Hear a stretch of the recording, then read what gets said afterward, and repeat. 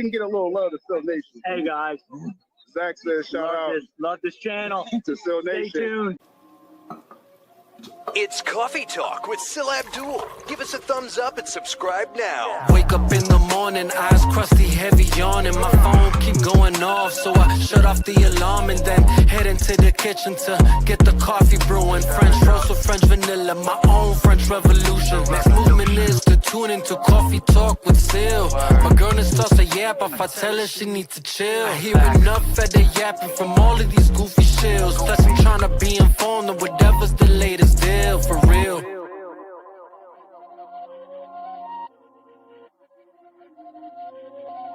I am a FIFA caffeine. Coffee gotta have some cream. Fetch a hazel beef for me while I listen to these kings. Silla might be the team. Subscribe to Sylabdul Inc. Wiki City magazine. Tell me what's behind the scenes. The other side of the ravine. Is it obscene or is it obscure? I am not sure. But the rich is the rich off the poor. That ain't no doubt to my core. We just keep asking for more. They keep supplying demand in the store. As long as it makes it to shore, I know for sure. They'll just keep on making more. Well, I most treasure that piece now having transformed into corporate Hollywood's whore.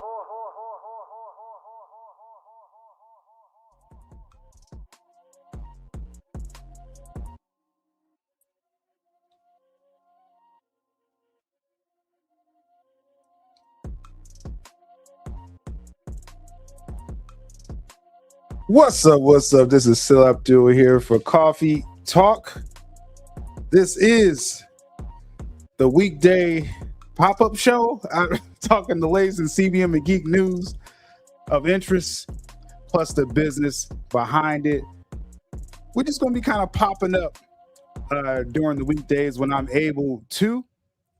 Now, to get the Coffee Talks, some will be public like this. So you just, you know what I'm saying? Make sure you subscribe, make sure the notifications are on. Because like I said, some mornings we'll just jump in here when there's interesting stories. Now, at times, the Coffee Talk will be on the Patreon. Links in the description for the Patreon. It really just depends on the topics. So today we have some pretty interesting topics that I want to make sure is public. That's the Clayface trailer has dropped. Interesting feedback that I'm hearing from different sides of this. I find this very intriguing. And so that's why we're on it today. Also, too, Man of Tomorrow. They started filming for Man of Tomorrow, and interesting feedbacks for that as well, too.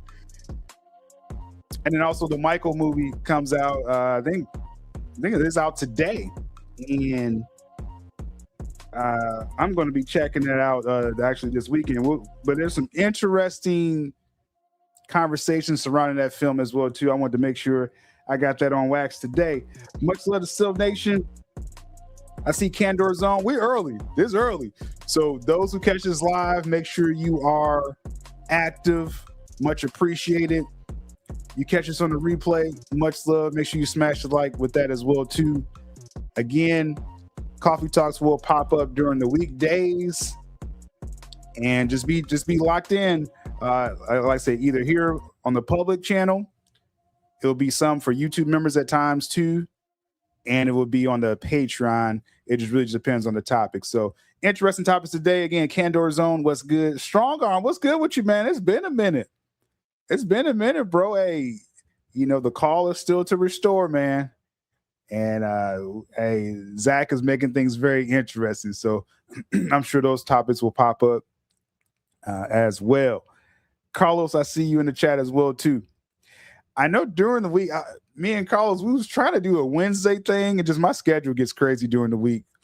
That's why I'm glad the Saturday show is going good, because I have like a consistent schedule there. But I was trying to do Daredevil Born Again recaps on Wednesdays, and you know that I couldn't get anything consistent, but definitely I'm going to find an avenue to recap that show. So we got Raven in the chat hating on DC. Night Views, for you sports fans, sylabdul sports fans, Night Views fans, or Real Talk Production sports fans. NFL draft is tonight, so I'm definitely gonna get more active with my sports stuff We want to talk that NFL draft, but let's get into this here because I got to get through this and kind of start my day. Before we get to the topics, this is something interesting to get out there.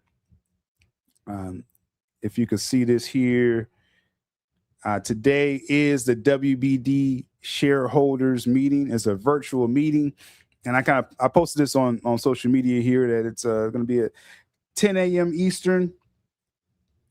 So that would be it's now. It's now. Now, I am a WBD shareholder, so why am I not in this meeting? Well, it's really a bunch of fluff, but also too, the whole purpose of this one today is to get the shareholders' votes for the Paramount merge, right? The Paramount WB merge. Now, a lot of us, if you're shareholders, a lot of us have voted in advance. So I really don't have to hear anything with the meeting. I already knew I was going to vote yes for it. So, but it says here, the meeting that's going on right now says 2 items will be voted on. Number 1 item is approval of Paramount WB merge. And let me get I have the comments up there. And let's see here. Okay. So that's the first item. Again, is to approve the merge. That's an easy yes for me. The number 2 item, which people may find interesting, is the approval of the golden parachute structure payments to sitting WBD execs. That's ZASLAV. That's his right-hand man, the chief finance officers, the head marketing guys, a couple guys that's getting a nice parachute. I think like 5 of them. Shareholders were able to vote in advance via mail. You could mail in. You could have mailed in. There's an online portal as well. And there's a phone option as well. I called in. I was like, let me stamp this home that I'm voting yes. And again, I expect the majority, if not 100%, to vote yes. It's going to, again, the meeting that's going on right now is a short meeting. They just present the items, and it's going to go rather quickly. Now, as I mentioned, some could be petty and vote no. Like, you could vote yes to number 1, and then you could be petty and vote no to the payment structures for ZASLAV and his crew.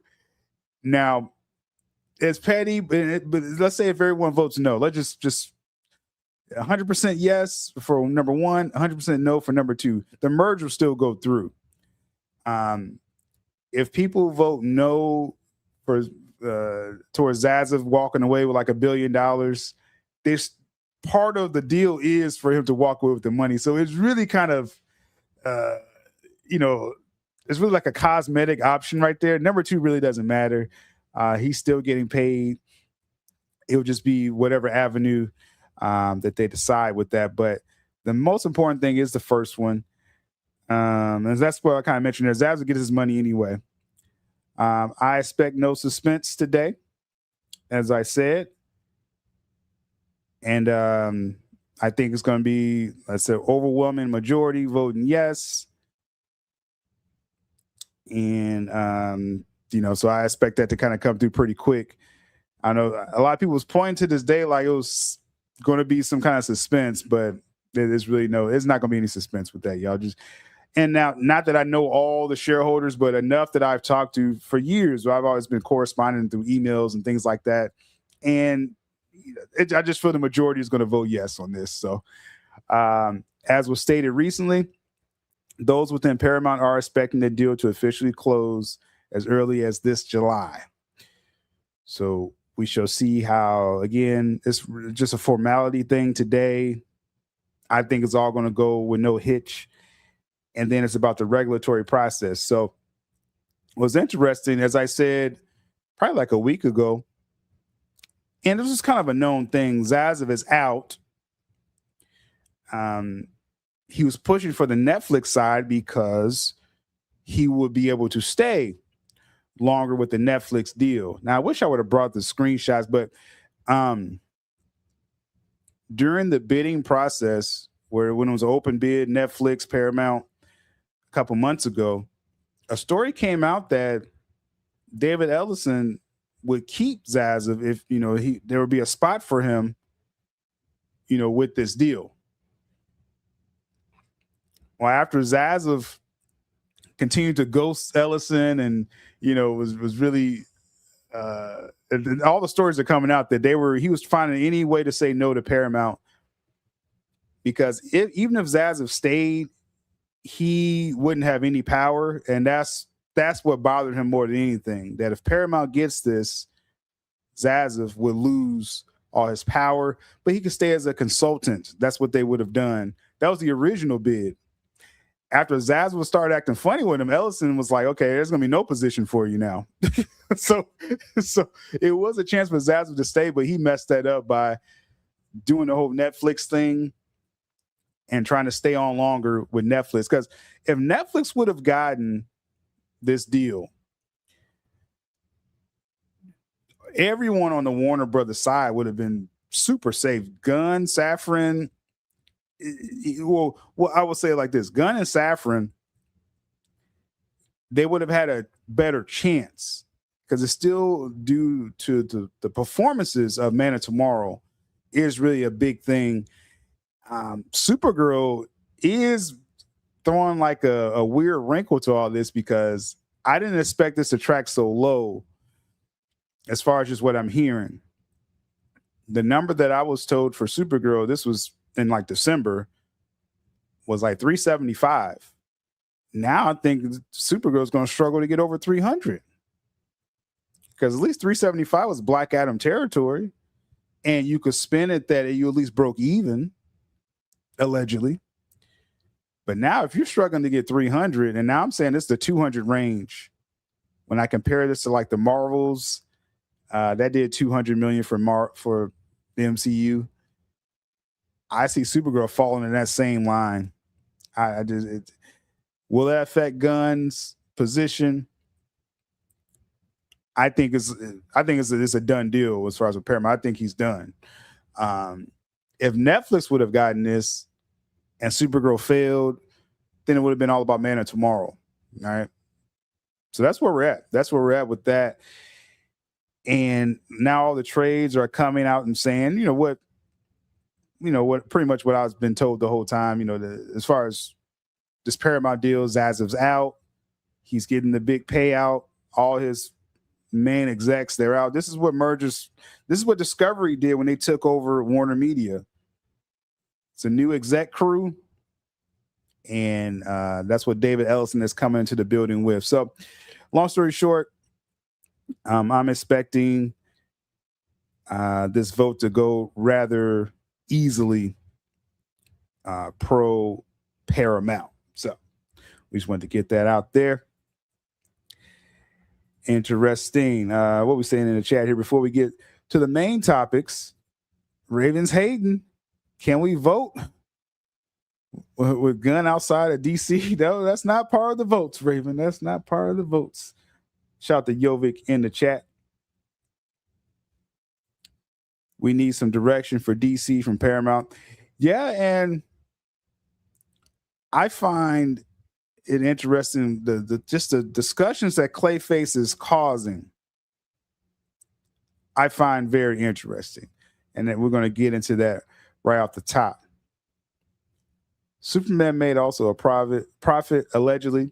Well, no, I was the one that came out with the numbers saying the 500 range was the goal. It ends up the real number was like 550. And this is just on the books. We can talk, because usually actually when they put the numbers down in the books, they don't put all the marketing costs. Like, it's weird creative accounting. So just long story short, the number ended up being around 550. They got 619. So they made some profit. I think if this film got like 700 or at least 670, like Man of Steel, then you could be like, oh, we really made a profit. I don't have the numbers, and they usually don't give you the numbers of the digital sales, the physical sales, and things like that. People try to claim they Superman made like 125 million profit, but there's really no way to track that. Just going off the box office alone, they made a little bit. They made enough to greenlight a sequel, and that wasn't even like a guaranteed thing. If your number was 550 and you got 619, so you're talking about about 70 million profit, and that's how I gauge it. I just gauge a straight box office. Yes, you get more on the back end, like BVS, got the 870 and then made a killing after theaters. I look at the box office number first. Like BVS, I mean, you're talking about a film. That number I think was like 650 that BVS needed to make, and they got over 200 million profit just in the box office alone. You see, so just a lot of people, tried to run with different things. Well, I think BVS number is probably like 700. I think that they had to get over 700 comfortably. So again, that's nearly 200 million. That's the difference. 200 million or 70 million. I think is the easy answer. What you rather have as far as a profit. You see what I'm saying? So, that 70 million profit of Superman 2025, that doesn't guarantee a sequel, but they got one, right? So that is what it is. That is what it is. But it's definitely that's not a comfortable profit number. And if Man of Tomorrow comes out and you do the same business, that's a real question. And we'll talk about Man of Tomorrow in a moment. Forbes lied and people ran with it. Yeah, Forbes was like, well, after the theaters and physical media, digital sales, it's going to make like 125 million. Those numbers aren't out. So I don't know how they came up with that number, but that is what it is. That is what it is. So, as we said, we want to kind of hit the ground running here. So let's get into first topic of the day, Clayface. Now, interesting trailer, right? Very interesting trailer. Let me just first start off just giving my thoughts of the trailer. DC as a brand, when I talk about DC, I'm talking about DC as a brand, as an entertainment entity, DC Entertainment, whether it's TV, comics, games, animated, films, live action, whatever, streaming series. Just DC as a brand needed a quiet release of this Clayface, a non-noisy release, a non-messy release, because it's sort of, if we go back to end of 2024 when Superman, James Gunn Superman, that first trailer dropped. If people remember, now it's Superman, so it's going to be noisy no matter what, right? But they did the teaser of the teaser, and it was very noisy because it looked cheap to people. And if y'all remember that, like just the very first look, and I was just trying to be optimistic overall for that, but it got really noisy because of just the quality of the cinematography and things like that, right? So then the actual trailer of James Gunn Superman dropped, and I thought it was a good trailer, the very first trailer. You had the little crypto moment, not before they show where he's pouncing on him and stuff, just, crypto, take me home, right? That first trailer. I thought they nailed it. Now, that really wasn't the film that we got, but I thought they nailed that first trailer. I think that calmed down people who was like, oh, the teaser looked cheap. And so I thought they had enough momentum with that first trailer, and I was like, okay, I think this film's going to do okay because it's more positive actually than negative overall. And then you got to, I'm trying to think what came first. I think it was the pouncing thing? No, it was the eye gate, right? Because things went left with DC marketing. And you had with an unfinished thing where you look cross-eyed. And I was just like, oh, it got so noisy. Because who wouldn't proof check that before you put out that eye issue? So that just got kind of, so just like the marketing went kind of left at that point for Superman. It got noisy, very noisy. You're giving people fodder. And then you have the extended look attached to Minecraft, and where you had crypto jumping on Superman. And again, it was just a noisy thing. I was like, any goodwill, it's like 2 steps forward, 3 steps back. Every single time.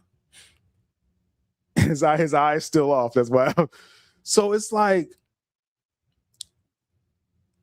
that was just a noisy marketing campaign in all the wrong ways. And in the end, the audience was the audience. You didn't get a lot of young people for James Gunn Superman. You got a lot of older people. You got a lot of nostalgia bait. Just, Superman, just, good old boy, G golly whiz type people. He would like Superman, corn sweats version. And the numbers reflect that. It wasn't an overwhelmingly smash success. It made a little profit, right? And then you shift to Supergirl. Again, we don't need noisy marketing. DC doesn't need all this chatter all around it, right? Like that. You want a solid release. Like Spider-Man Brand New Day. They dropped that trailer. Majority was on board. You still have people nitpicking. You're always going to have, devil's advocate people. They're going to find something that they don't like quite right.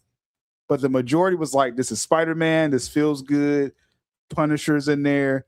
You see how clean that release was?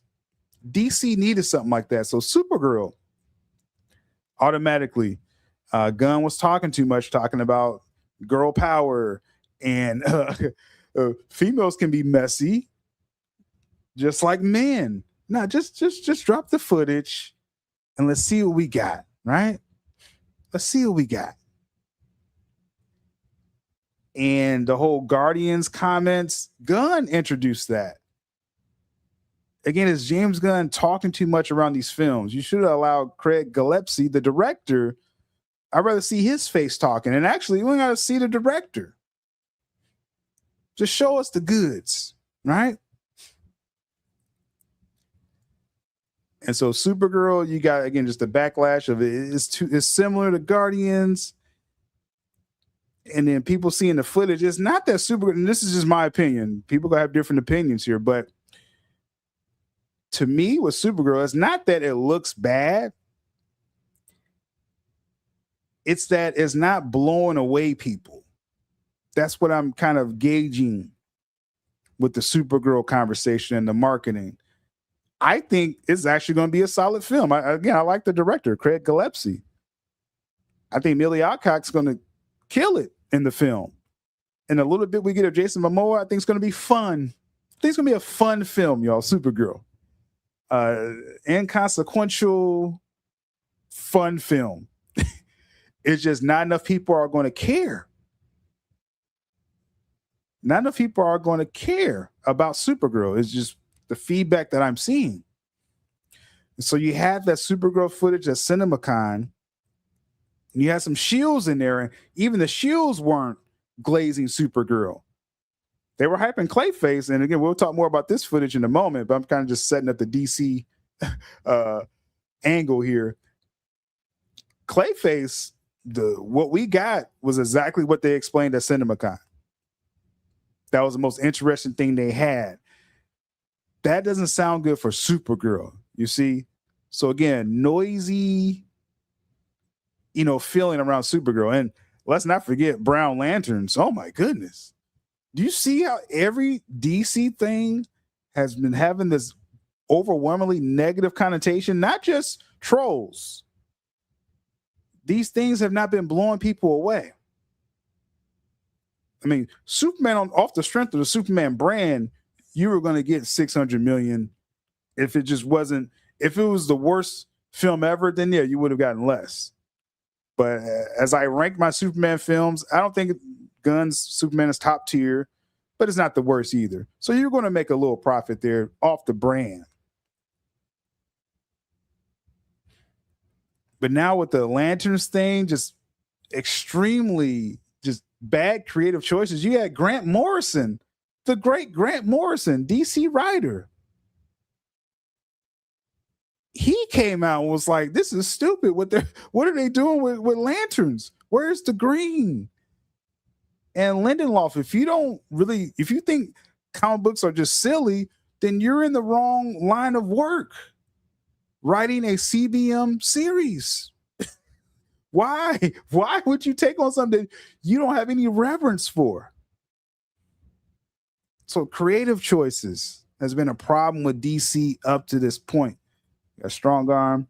Shout out to Seal Nation for sure. Supergirl doesn't look Superman bad, but it doesn't move the needle. And that's the problem. Supergirl was supposed to move the needle. Right? And so I'm saying all this to say, when you get to this point with Clayface, man, DC just needed just a non-noisy release, right? And I think that's what we just got here with Clayface. Props to director James Watkins. Mike Flanagan wrote the original screenplay. I think it's been kind of changed up a little bit, but Mike Flanagan got most of the credit for the writing. I think we got something solid here. And again, this is just as a DC fan. As a DC fan, I just want DC to come, because like I said all this with Gunn to say, yeah, it's funny to make fun of Gunn and things like that. And with like we talk about the cross-eyed thing, like all that stuff was hilarious, but inside it ate at me because the DC brand was a joke. It was made into a joke to people, right? Again, I like Marvel comics, and I grew up reading Spider-Man, X-Men, but it was mostly Batman, Green Arrow. Like that was most of the comics that I was reading growing up, was more DC. And so I don't want DC to be a joke. And so, yeah, it's funny to laugh at the Brown Lanterns thing. And I had a lot of fun making fun of stuff. But then inside, I'm just like, but I feel empty because DC is a joke.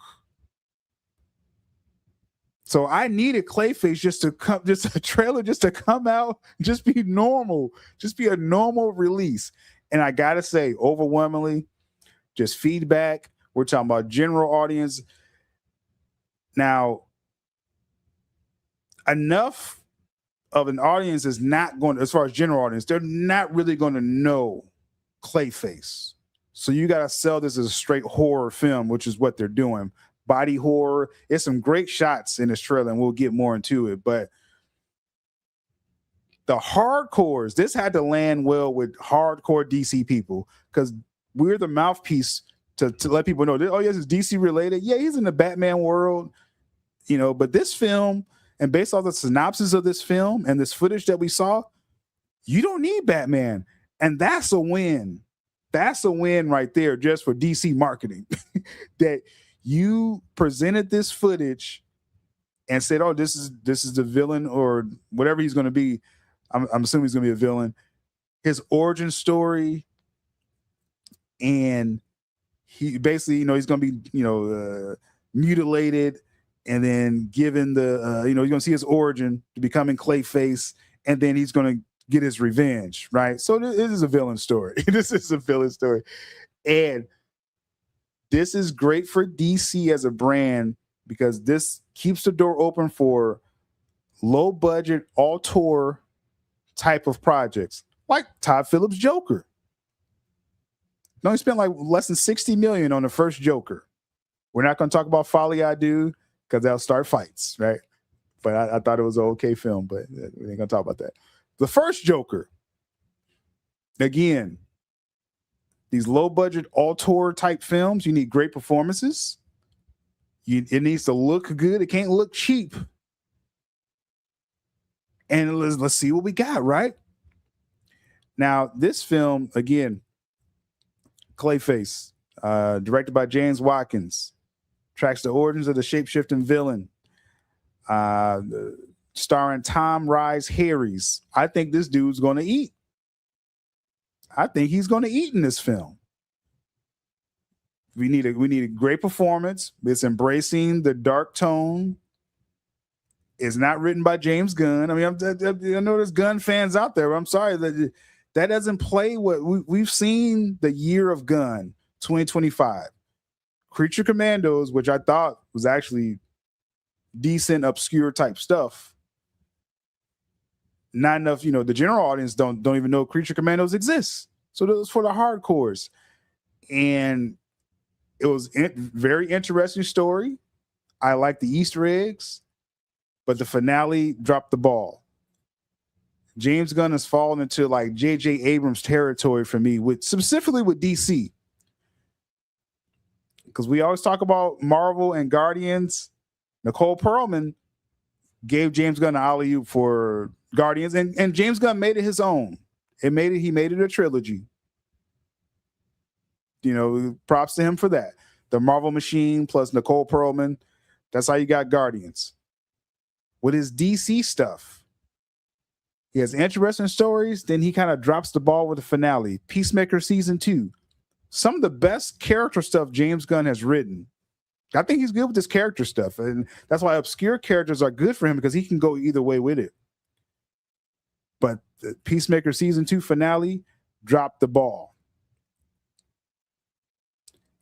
This is like J.J. Abrams with the mystery boxes. You got to stick the landing. J.J. Abrams, he don't even try to stick the landing. He goes away from that box. You never find out what's in that mystery box. That's what J.J. Abrams does. Gunn has fallen into that trap lately. We'll see. But the good thing about this Clayface, James Gunn didn't write it. Did he give it notes? Does it have to connect to his world? More on that in a moment. But with this film, again, Tom Rhys Harries, the actor, he's playing Matt Hagen. He received a highly experimental medical procedure after his face was disfigured in a knife attack. And you kind of see that in the trailer. He gets attacked. So this is R. This is very R. And it says, although the experiment is successful at first, things ultimately don't go as planned. His body turns into clay that reshapes itself into anyone's appearance. So interesting. I'm interested in this, and I'm looking forward to seeing what's to come with that. Shout out to those on X Twitter.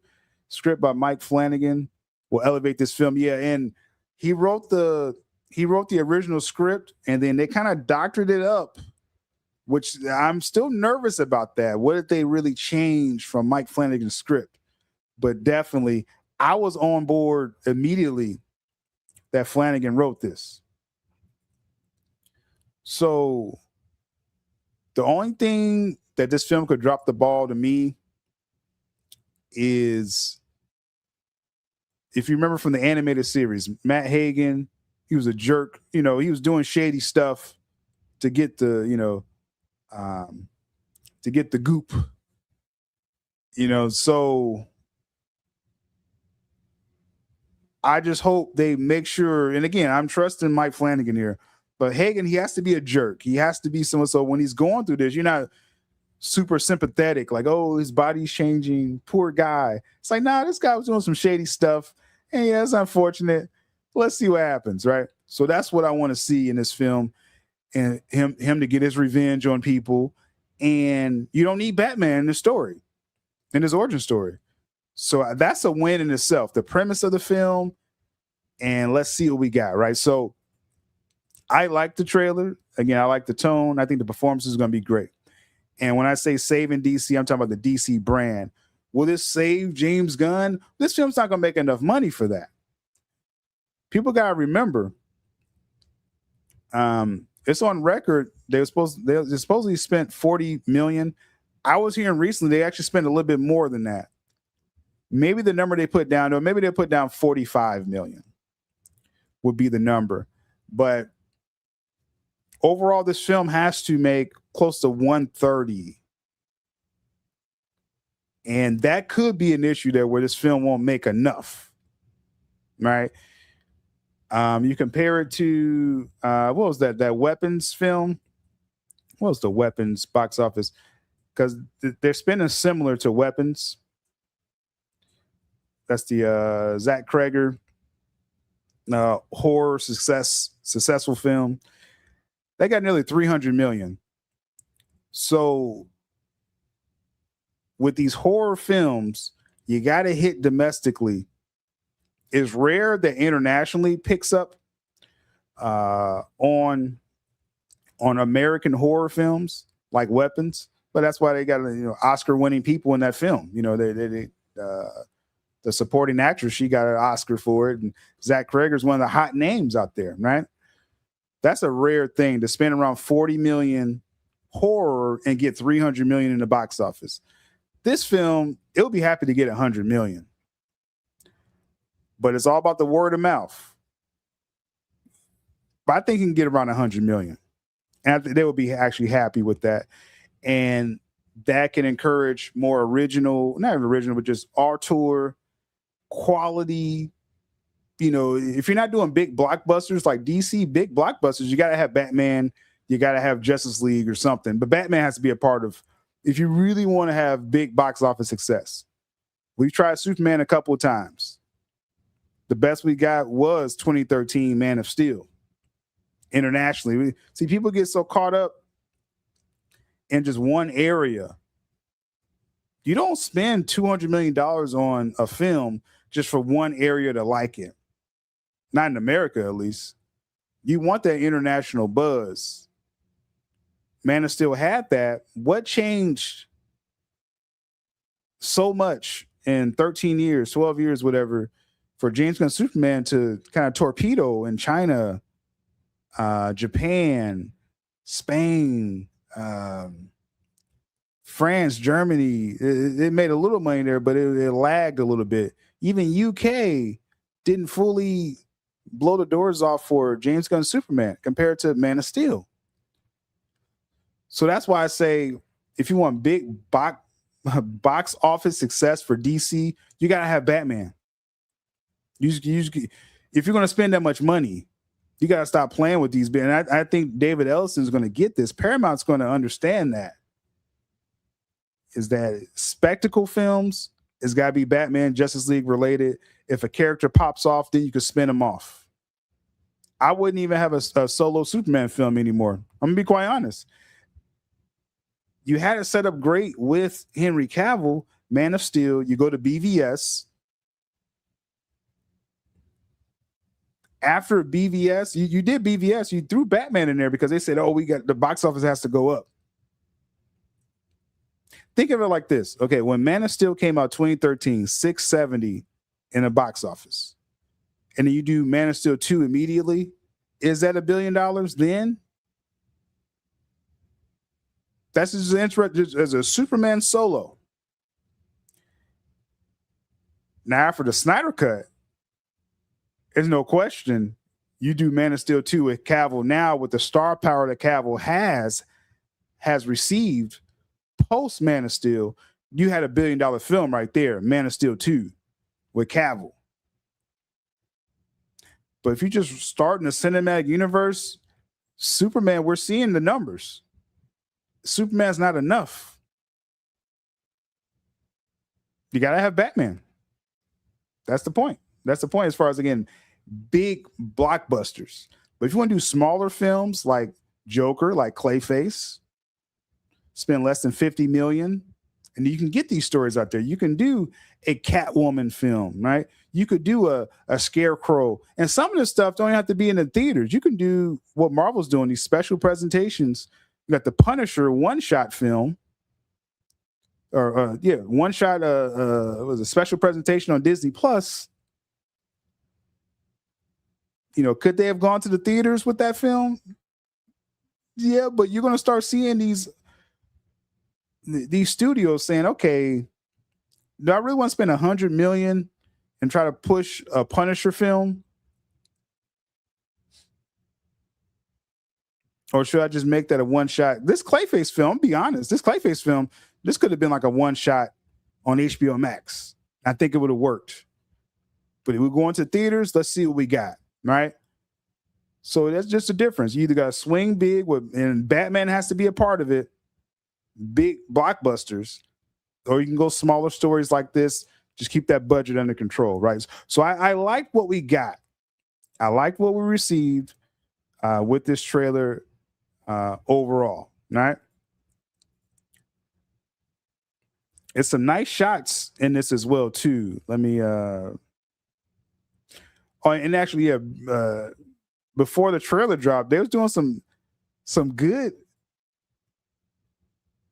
some good press for this, some good promotional pictures. I like how they were doing. I was like, okay. Again, you wasn't seeing James Gunn's face everywhere. I'm sorry, James Gunn fans, like Gunn, he's a detriment at times. When you see James Gunn's face, you're automatically thinking, colors and jokes, and there's projects for that. Peacemaker can work until that finale, but James Gunn, have at it. Creature Commandos, have at it. But with Supergirl, I didn't want to see James Gunn's face at all. With Supergirl, that's the first thing we keep seeing. Gunn talking about he's not helping, in my opinion. There's a lane for James Gunn. It just certain things should not be. So we got super chat here. Real Talk Productions. Okay, this is a special coffee talk. Smash a like, make sure you subscribe. It's going to be pop-up streams during the week. Some will be public like this, depending on the topic. Some will be for YouTube members only. Some will be on the Patreon. And I'll say this, like for the Patreon, that's a separate platform. If it's more of like a Marvel type topic, I'll just kind of just set the expectations for you. If it's like like Marvel related, Star Wars, things like that, that's gonna be on the Patreon, because that's where I put most of my leaks and rumors and stuff of all CBMs. But leaks, exclusives, big Marvel stories. You got Avengers and Spider-Man coming up. That's gonna be mostly on the Patreon. YouTube members, you get more of kind of what we're already getting publicly here, which is CBM Geek News, a lot of DC, Snyder, James Gunn, the business behind it, box office. So just setting the expectations when you see a coffee talk pop up. If you're more in line with what I normally talk about, you can catch the public ones, get more of the same as a YouTube member. If you want to kind of expand the topic some, become a patron, right? But let's check out this super chat from Carlos here. It says, I feel like this is going to be a stat filler for Gunn for when his contract ends and he goes elsewhere. Kind of like what they did with Hamada and Aquaman 2. Very interesting. Very interesting. I'm going to give credit to Gunn. So far, he's kind of stayed out of the way of this Clayface. I really like, because with Supergirl, Gunn was promoting Supergirl like a week after his Superman film came out. Then he was like, oh, Superman was look up. Now look out, Supergirl's coming. And I'm like, whoa, Gunn, like what? Like what? Why are we already talking about Supergirl? I just found that kind of odd. And then he's getting ahead of it, talking about, again, women can get messy. She's messy. Men, they get messy all the time. It's time for women to get messy. I was like, Gunn, I didn't want to hear you say all that. Like, just let the director just sell the film. Get out of the way, Gunn. That's what I was saying. Just get out of the way. I'm already looking forward to Supergirl. But now with Clayface, all Gunn did, he dropped the poster,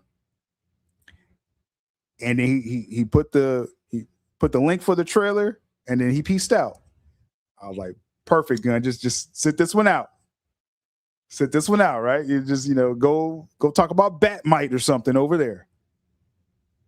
Let this simmer. Let this simmer. So will this be like a Hamada thing? Well, I mean, this is gonna come out. What when does this come out again? Is it October or September? I think it's September, right?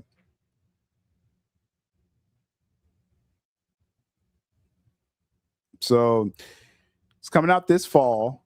So he's still going to be, the co-CEO of DC. So he's going to reap the benefits of this, but he just needs to stay out of the way. That's all we need. So, and yeah, he'll get his credit, his executive credit. But when this drops, I think the director, James Watkins, who's not always on camera, not all in the videos, I think the proper credit is going to go to this Rye Harry guy, Tom Rise Harry. I think he's going to, he's going to have to carry the film, and whatever CGI work or visual effects. They say it's going to be some practical stuff in this too. So I think like when you kind of see his face at times, it's going to be some practical stuff. And then obviously to turn fully to clay, they're going to do CGI. So I think that's going to be the star of the film. And that's a good thing. That's a good thing. So Gunn, stay out of the way.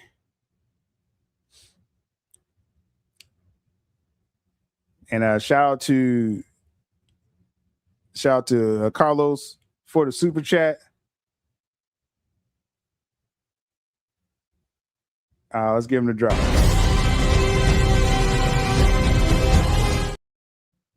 I forgot. You two don't like me playing that song. I forgot about that. They was mad. The last stream I did. He's like, you can't cook with that song too much. Let's just trim that out.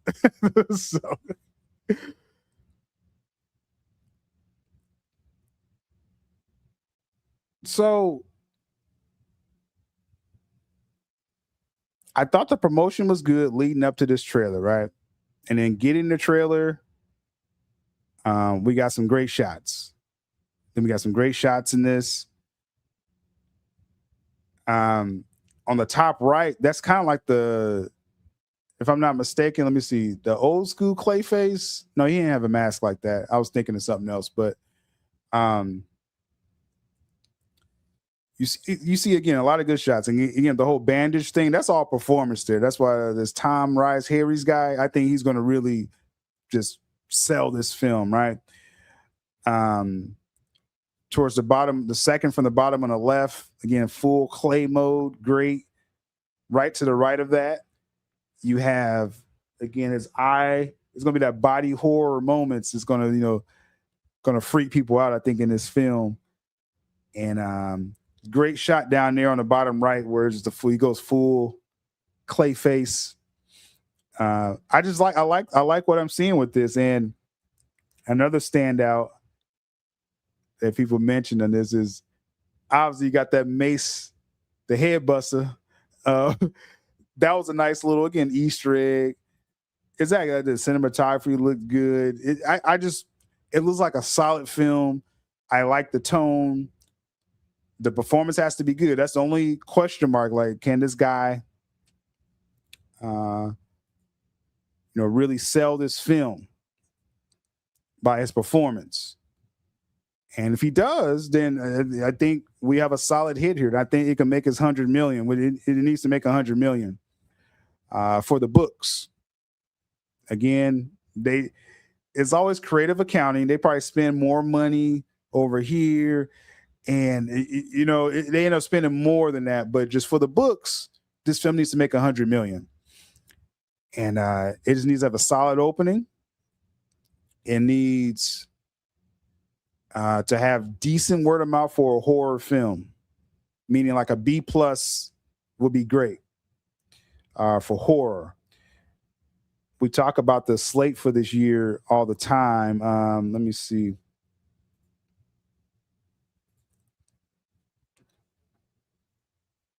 We got Clayface. I know they moved it to October, so it's before Street Fighter comes out. It has an open lane, just for the audience, for the adult audience that it's going to have. It's going to have. I think it can get us 100 million.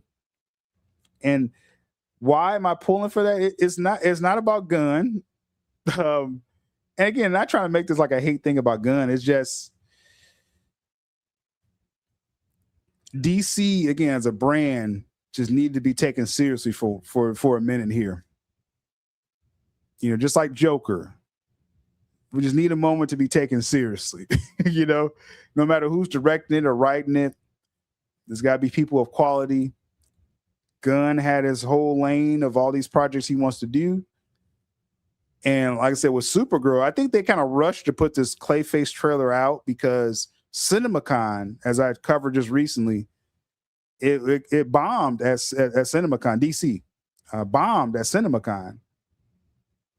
When you had this grand rollout for Supergirl and new footage, the standout was this Clayface trailer. A low-budget DC horror. So it just not enough buzz is there for Supergirl, right? So I just don't think enough people are going to support Supergirl. So you had to start pushing this Clayface. Okay.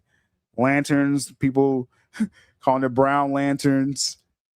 Supergirl is, again, the feedback I hear about Supergirl is not that people are saying that it's bad.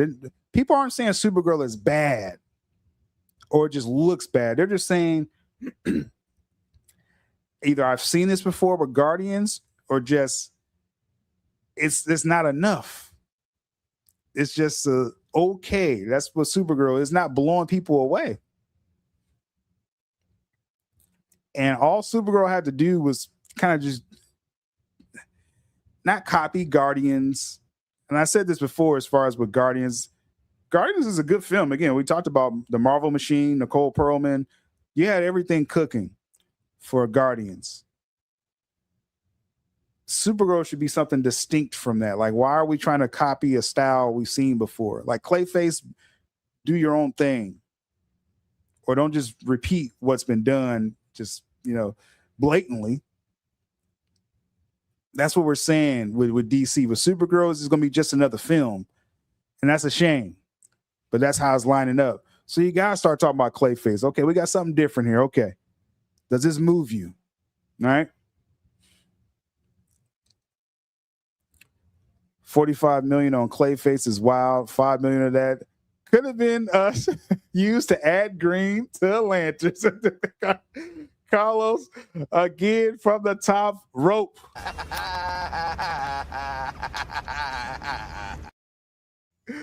$5 million to put some green and lanterns. I swear, man. That's my only worries with this Clayface film. Like, so far, like I said, Gunn, stay out of the way, right? So far he's doing that. So that's one concern. So I'm okay if he just stays over there. Good. This actor, Tom Rhys Harris, he has to bring it. I'm hoping he gives a great performance. And the fact that, again, I'm trusting the story. I'm trusting the writer, Mike Flanagan, or Matt Hagen. He has to be a total jerk. He has to be just a bad dude, just does shady stuff to get ahead. And then he goes to this body horror, and it's like, okay, let's just see this play out, right? I don't want no sympathetic stuff. And then, too, with this budget, like, that could be the thing that holds it back from profitability if they end up spending too much on this. But I'm gonna go with the 40 number. I heard it's a little more than 40, but I'm gonna go with the 40 number. But it has to make 100 million in the box office. It definitely has to. So appreciate Carlos with the super chat. Stay tuned.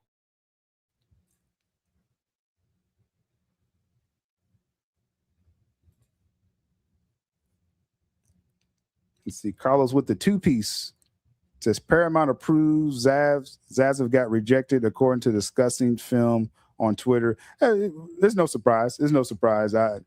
This is what we expected. If there's an article out there about it, we probably could detour.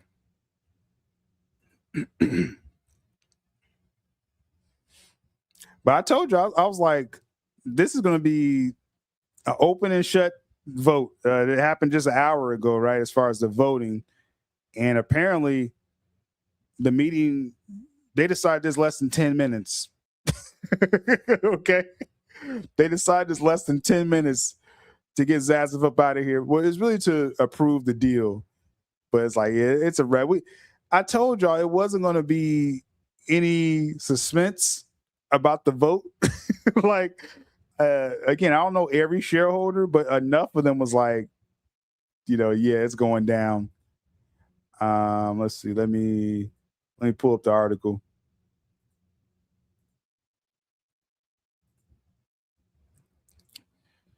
Let's see here.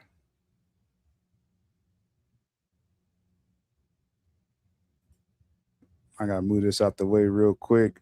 Breaking news: the WBD shareholder vote for the Paramount deal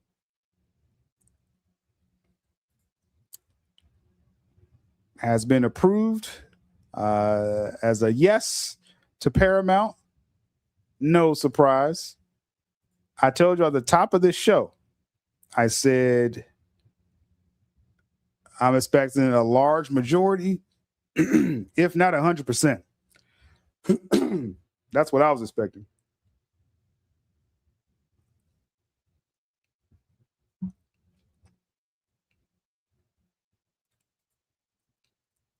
And so that's what we got.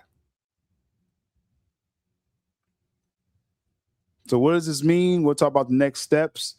We'll kind of detour to this story.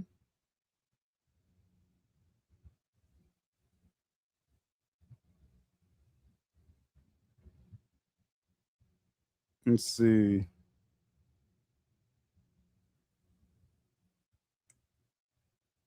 The takeover of WB. Yeah.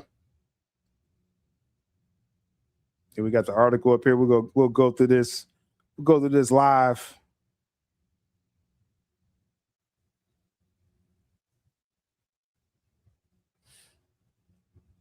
Let's see. Warner Brothers Discovery shareholders overwhelmingly approved Paramount mega deal, but vote against exit pay packages for ZASLAV and other execs.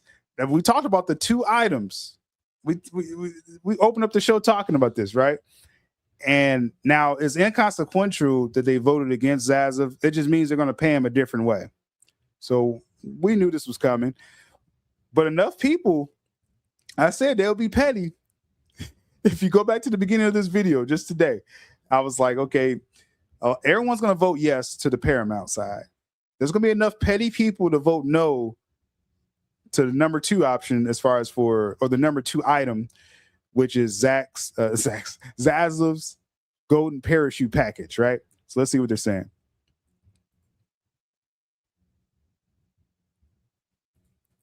It says, as expected, Warner Bros. Discovery shareholders gave the green light to Paramount Skydance $111 billion deal to acquire the media company, moving David Ellison one step closer to controlling the new Hollywood empire. But investors weren't okay with the lavish golden parachutes that CEO David ZASLAV and other WBD top brass are set to receive through the merger. Now, again, the meeting was at 10 o'clock. Now, a lot of us voted early. Like I said, I called in. Some people mailed in their stuff like a couple of days ago, or you went to the online portal. So they had most of the votes, I think, already. That's why the story came out 10 minutes after the meeting started. Like the meeting was at 10 o'clock. This story was up like 10 minutes later. So it was already approved. Let's get into it. Let's see.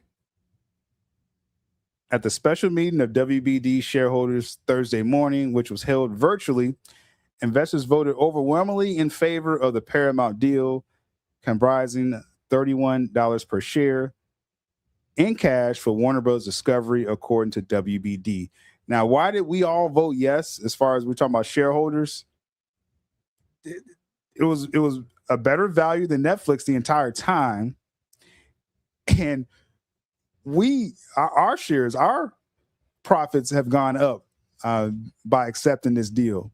This was a no-brainer. It was no reason to reject this, as far as just money-wise. For fiduciary, like, it was no reason to say no. Now, on top of that, I wanted Paramount, and it's attached with the Saudis, and we understand that.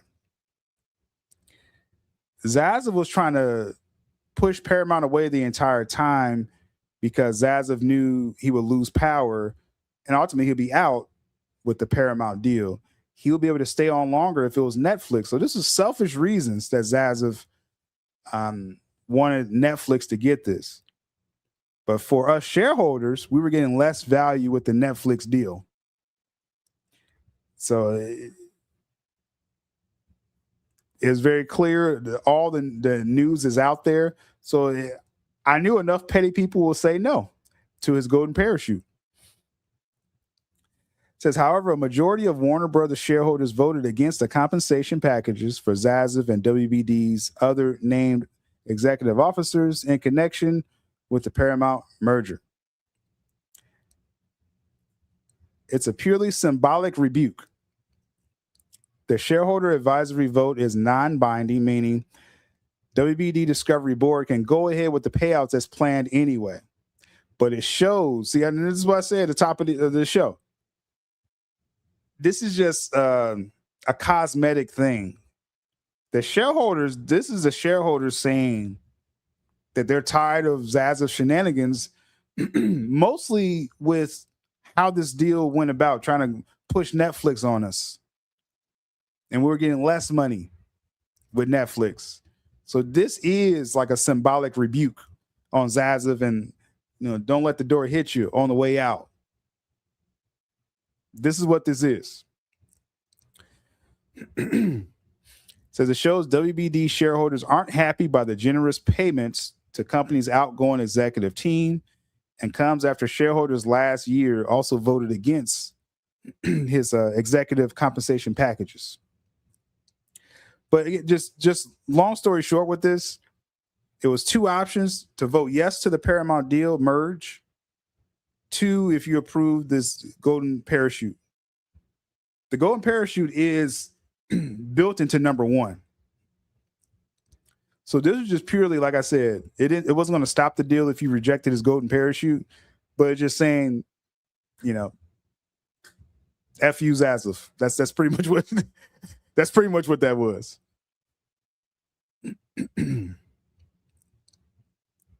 So overwhelmingly, the shareholders, the investors, and the big time investors in WBD, they want new leadership. They want ZASLAV out of there.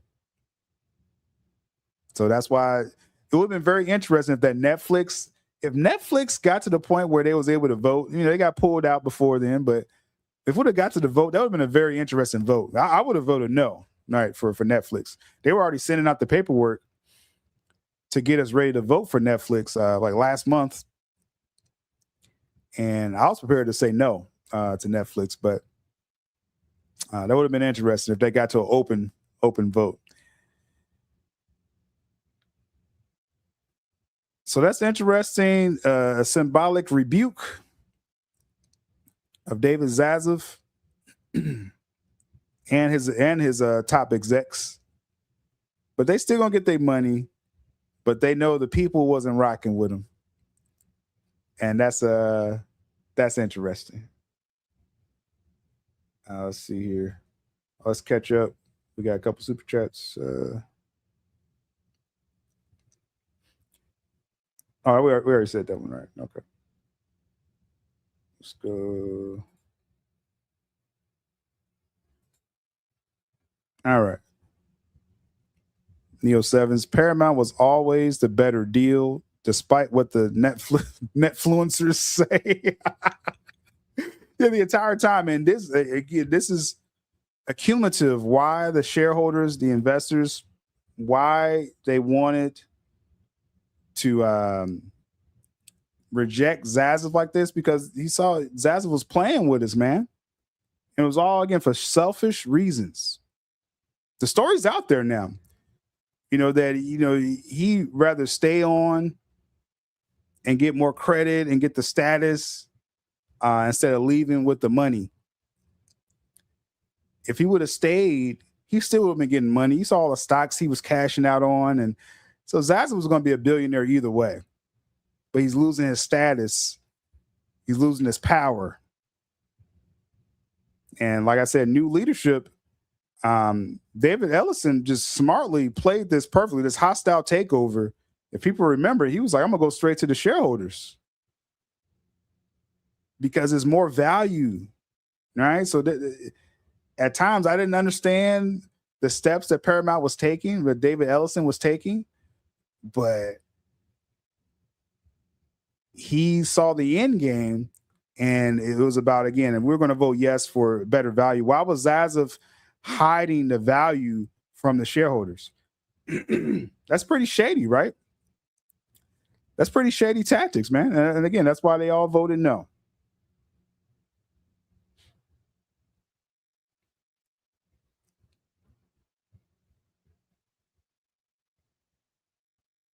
And so definitely it was a majority. I said at the top of the show, I was like, I'm gonna be petty, just like probably most of them. I'm gonna vote no to number 2, because I knew it wasn't gonna hurt the deal. So I was like, I don't mind being petty and vote no.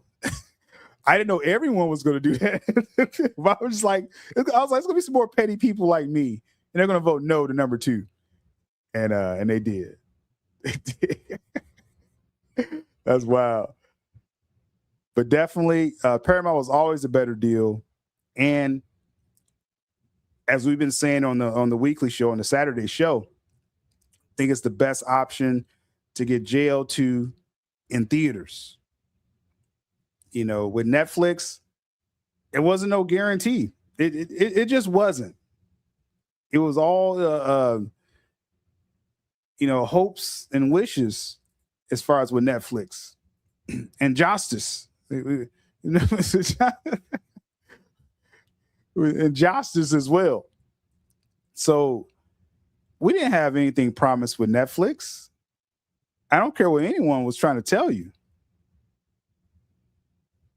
But with Paramount, the obvious connection with the Saudis, now they're officially a part of the deal.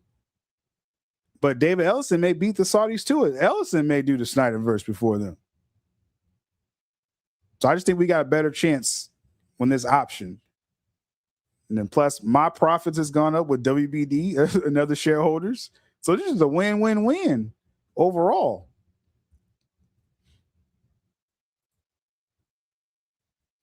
Appreciate you, Marcus, for the super chat. One time.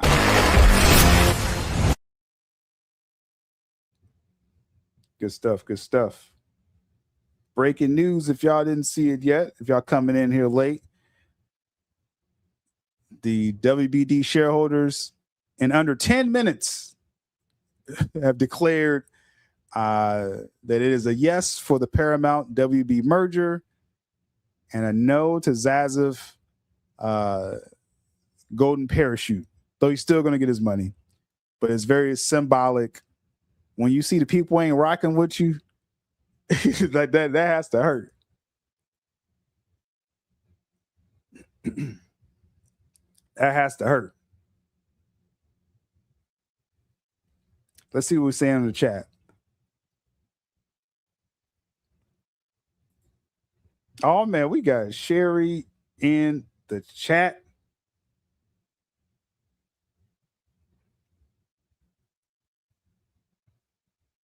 We got Sherry in the chat.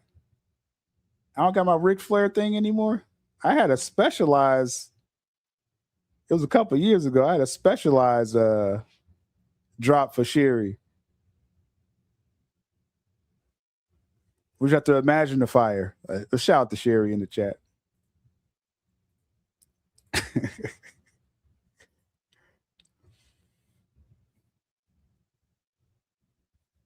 Neo7 says Ellison is definitely going down nostalgia lane with upcoming flicks. Yeah, he's really pushing that Michael Bay Transformers. It's about what worked in the box office before. Top Gun Maverick. Okay, let's do another one. All right. Transformers. Let's make it big. TMNT. He's doing like a Call of Duty movie. And this is just all the IPs he has right now with Paramount. Wait till this fully closes. We got the yes from the shareholders. So, I told y'all again, this was going to be no suspense today. We knew this was going to be a yes. Let's get through this regulatory process. People inside Paramount is expecting this to close by July. You have a lot of political posturing out there that I'll talk more about that Saturday. Is really inconsequential. David Ellison has a plan to actually keep jobs. People keep assuming everyone's getting fired. Now, yeah, some people you're gonna lose your job. Yeah, it's a merger. You're gonna lose your job, but it's not gonna be probably the bloodbath that everyone thought it would be. So all he has to do is kind of prove that. And the main thing that people listen to when people say, "Oh, you'll stop the deal," again, Netflix wasn't a viable deal for their shareholders, so that's why we rejected Netflix. But also, too, most people who don't want this deal, outside of the political stuff, I don't even want to entertain that every time. But a lot of people was like, Ellison, are you really going to do 30 films a year? Are you really going to hold to that? And he repeatedly keeps saying he will. Warner Brothers, Abdi and DeLuca already said they're going to make about 18 films next year. That fits into Ellison's plans. Ellison, he says, is going to do at least 15 movies next year. So you're going to have about 35 films already next year. So he's had to show that plan to people to convince them that he's really going to do it. And I think they are. So.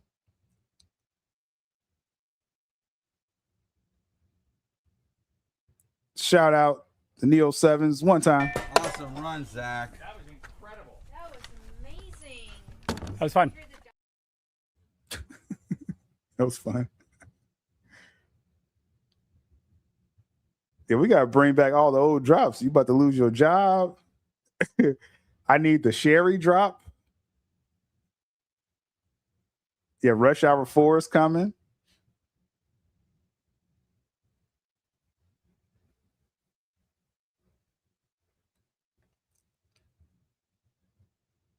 Netflix will have 30 cancellations, bro. Seriously.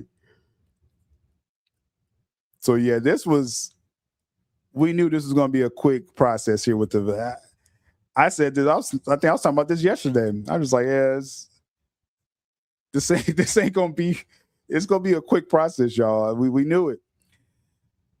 Paramount's deal to swallow WBD whole.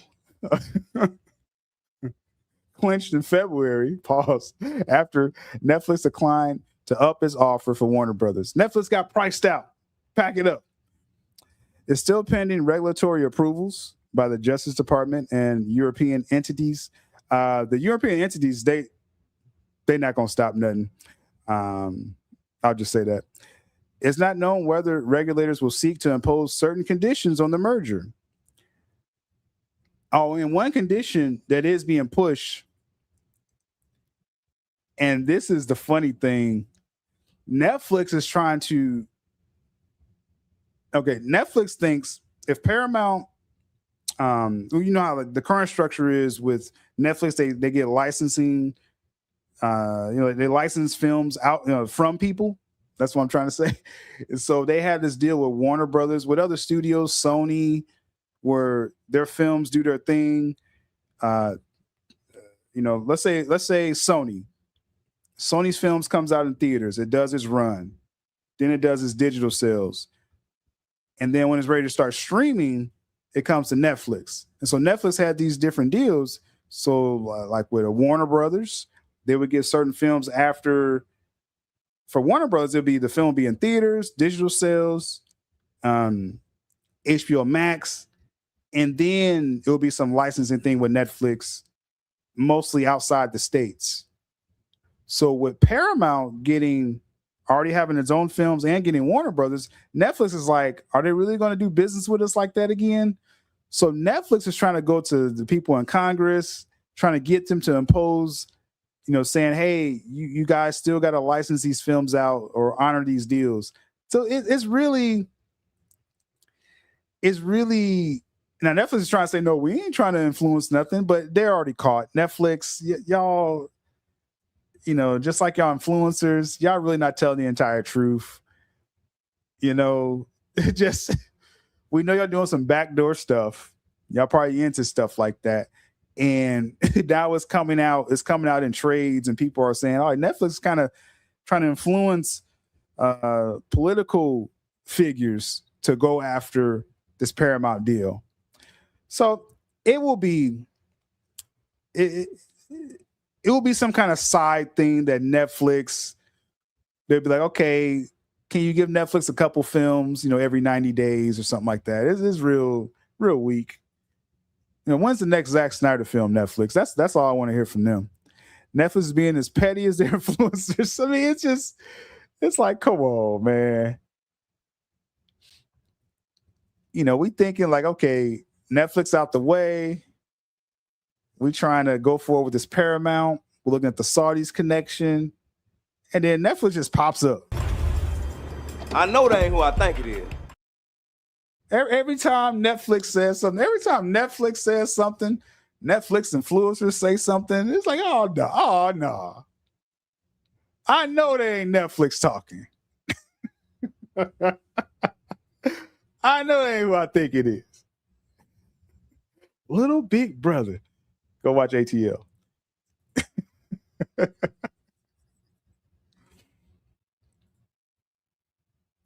Smash the like. Make sure you subscribe. Coffee Talks. It'll be pop-up weekday streams. It'll be some public streams. It'll be some YouTube member streams. And some will be exclusive to Patreon. That's a separate platform. And usually when it's on Patreon, it's Marvel related, likely Star Wars related stuff outside my DC regular conversations. That's why it's expanded coverage on the Patreon. Stay here for the public streams and get even more of what we normally talk about DC, the business behind it, Snyder, even James Gunn while he's still there. Because when James Gunn's out, I can't really have him a part of the normal rotation if he ain't DC no more, right? But right now, James Gunn's a part of the conversation. But YouTube members will get more of that as well. Now, I know Netflix ain't talking. I swear every time it's like, I'm just thinking like, where did it keep coming from, bro? It's like, this has been done with like over a month now, right? Like, how long has this been agreed to? And we talking about Paramount and pushing this forward, and they just pop up out of nowhere. I know that ain't who I think it is. It's always Netflix. Bruh. Little Big Brother.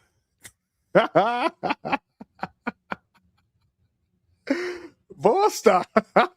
Jay Turner. That's hilarious. But still, if you support Paramount, you are MAGA. Right. David Ellison isn't MAGA, right? But if you support that, then you're MAGA somehow. I don't understand, man. I do not understand. Let's see. With Netflix, I'm like, so what? Are they hurting people's feelings because they didn't need WB like Paramount deal? I mean, hey, Paramount needed this. I agree. Netflix was best to stay in their lane. Paramount, David Ellison needed Warner Brothers. He's trying to hype up stuff like, again, Top Gun 3 is going to be good. Transformers, all that's great. But if you can get DC, Harry Potter, Lord of the Rings, right? Now you're talking about consistent blockbusters, every quarter in theaters, right? Every year.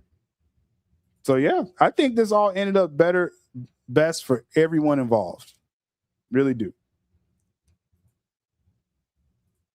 Netflix just canceled some more shows. Did Netflix just cancel some more shows? I mean, it happens all the time, so it's like it ain't even.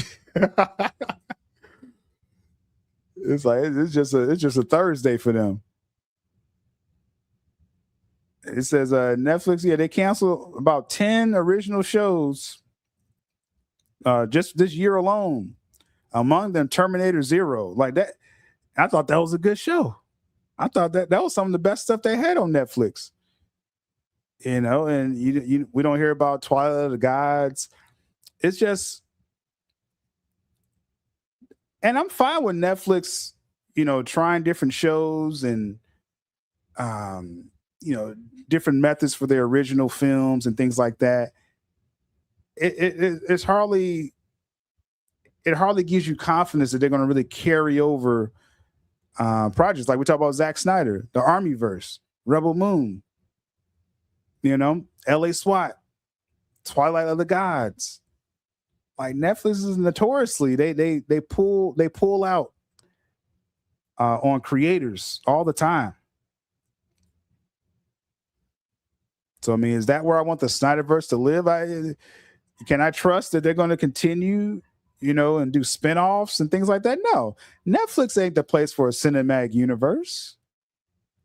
Like, if we're going to be real about this, that's not the place for a cinematic universe. And they're only doing that spinoff for Stranger Things because the story's over. So now they're doing this like cartoon Stranger Things. That's their biggest, you know, biggest IP, original IP. And even that ain't getting like a bunch of spinoffs. Do you think they're going to, you know, you think they would do the Snyderverse all on Netflix? Nah. And plus, the Snyderverse needs to be in theaters. Hey, I would take it. See, that's the thing. I would, if Netflix would have got this and actually manned up and, you know, did ZSJL 2 and 3, you know, obviously I would take it. I just didn't have a lot of confidence in them. And they don't have a lot of confidence in their own original shows. See, what I just said, what they canceled, you know, against their original content. They pulled the plug on that stuff that they own all the time, right? So even if it was like a license to Netflix thing, they wouldn't have did a bunch of, you know, projects tied to it. I don't trust their business plan for that. And again, ZSJL 2 and 3 needs to be in theaters. If we're going to get it, you know, like everyone was like, we want live action or nothing. I want theaters. I want theaters for ZSJL. That's where I'm at with that.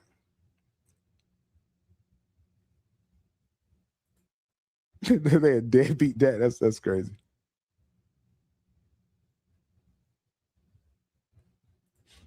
If it's not a smash hit, Netflix is giving up on it. And sometimes it's prematurely, you know, and it's real. They get real quiet on stuff like, you know, like I mentioned that Terminator Zero. I thought that's the same writer of the Batman, right? Matt Tomlinson, I think is his name. And he was shocked. He was like, man, like I didn't know they pulled the plug on my show. Like it was like, hey, you know, but that's, hey, they have a right to do that, but it doesn't give me a lot of confidence in them.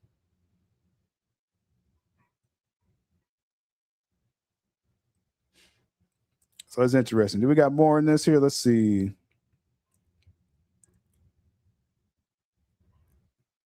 Yeah, we got on the Saturday show. I'm gonna talk more about Miss Elizabeth Warren. She said the Paramount Warner Brothers merger isn't a done deal. Duh. It has to close first. She opposed the merger. State attorneys general across the country are stepping up to stop this antitrust disaster. We need to keep up this fight. She needs to keep her blood pressure down. That's what she needs to do. Okay. drink a Coke and shut up. That's what she needs to do. We'll talk more about her Saturday. The debt-fueled deal would give Paramount Skydance, parent of CBS News, Paramount Pictures, Paramount Plus, BET, MTV, Nickelodeon, and more, ownership of WBD businesses as HBO, HBO Max, Warner Brothers Movies, TV Studios, DC, CNN, TBS TNT, HGTV, and Discovery Plus. Paramount has said it expects to realize $6 billion in cost savings through the merger, indicating mass layoffs will happen if the M&A deal closes. That's what happens in mergers. People do lose their jobs, but they also have ways, according to people from the Paramount side, the infrastructure, the technology that they use will cut costs as well. But I'm not going to get too nerdy about that, talking about that.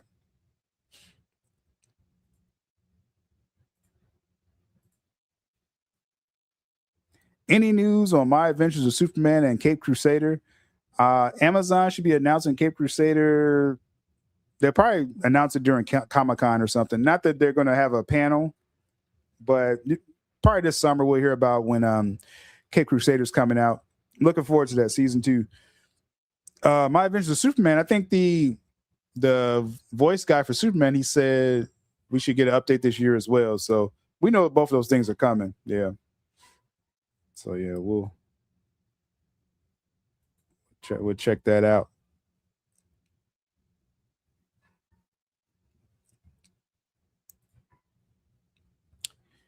The special meeting of WBD shareholders, which lasted just 10 minutes. This was just really under 10 minutes.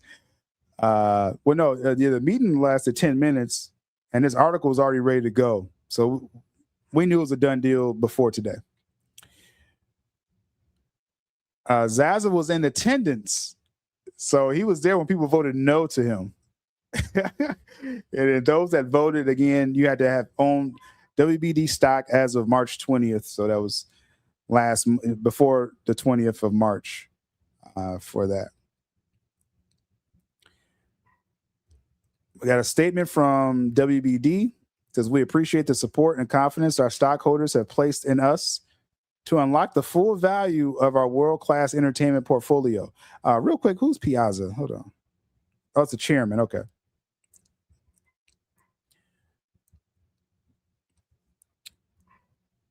With Paramount, we look forward to creating an exceptional combined company that will expand consumer choice and benefit the global creative talent community. And ZASLAV got a comment. It says, over the past 4 years, see, I didn't attend the meeting. I did my vote early. I started my show when the meeting started. Like, I knew it was going to be boring. But ZASLAV said, over the past 4 years, our teams have transformed Warner Bros. Discovery and returned the company to industry leadership. Thank Pam Abdi and Mike DeLuca. Okay. Today's stockholder approval is another key milestone toward completing this historic transaction that will deliver exceptional value to our stockholders. We'll continue to work with Paramount to complete the remaining steps in this process that will create a leading next generation media and entertainment company. Peace out, ZASLAV. That's all I heard. That's all I heard with that.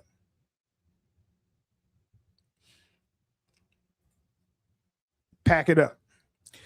A rep from Paramount Skydance shared this statement. It says, shareholder approval marks another important milestone towards completing our acquisition of Warner Bros. Discovery. Building on our successful equity and debt syndications and progress across regulatory approvals. We look forward to closing the transaction in the coming months. They're expecting in 3 months, y'all. And realizing the creation of a next generation media and entertainment company that better serves both creative and community consumers. Sound just like what ZASLAV said, right? Paramount told ZASLAV to say it. He's like, hey, say this, all right? All right, I'm the captain now. All right? The main thing with Paramount, again, there's a lot of fear mongering out there. If there was some real issues, you know, I have no problem discussing real issues out there. I thought the issue was on the Netflix side more than anything. The story leaked out. Once it looked like Netflix was going to get it, the story leaked out that they were going to do 17-day windows. Just whenever they felt like it. It's like, I'm not liking how the second week's going. You out of here, 17 days. But you see the energy at CinemaCon, Paramount, Sony, Universal, they all committed to 45-day windows. The Universal's committed to like 60 days. And you saw all these studios there, Warner Brothers, Lionsgate, Amazon MGM. Everyone was in there talking theaters. And you know who wasn't there? Netflix, right? Netflix wasn't there. They weren't invited because they're not part of the theater game. And they were talking about shrinking the windows. A lot of people that supported Netflix, when it looked like Netflix was going to win, they were all saying, oh, the future's now. Yeah, go towards the future, lower, smaller theatrical windows. It's a revolution. Nah, the theater is a business. It's a lot of money attached to that, backdoor deals and everything. And if Netflix would have got Warner Brothers, that would have upset that entire establishment. You're messing with people's money. So I think, again, this all landed how it was supposed to land. Paramount needed this, right? Netflix would have upset the entire establishment, and that's not what the people really wanted. And Warner Brothers got ZASLAV out of there. So this wins all over the place. Now, the ultimate win, we know the Saudis are officially minority stake owners once this deal closes in Warner Brothers in DC. And we know, Zach knows we're all looking at that connection. That's why he posted Turkey Al-Sheikh again. It's not just for Brawler. We're coming for everything, right? I'll take Brawler, but we're coming for everything. That's where we're at right now. Interesting stuff. So a little breaking news, coffee talk style. It's just like the old days. Just like the old days. Let's see. There we go. Interesting stuff. Abundance of wins. Yeah, I see no loss in this. Like, people,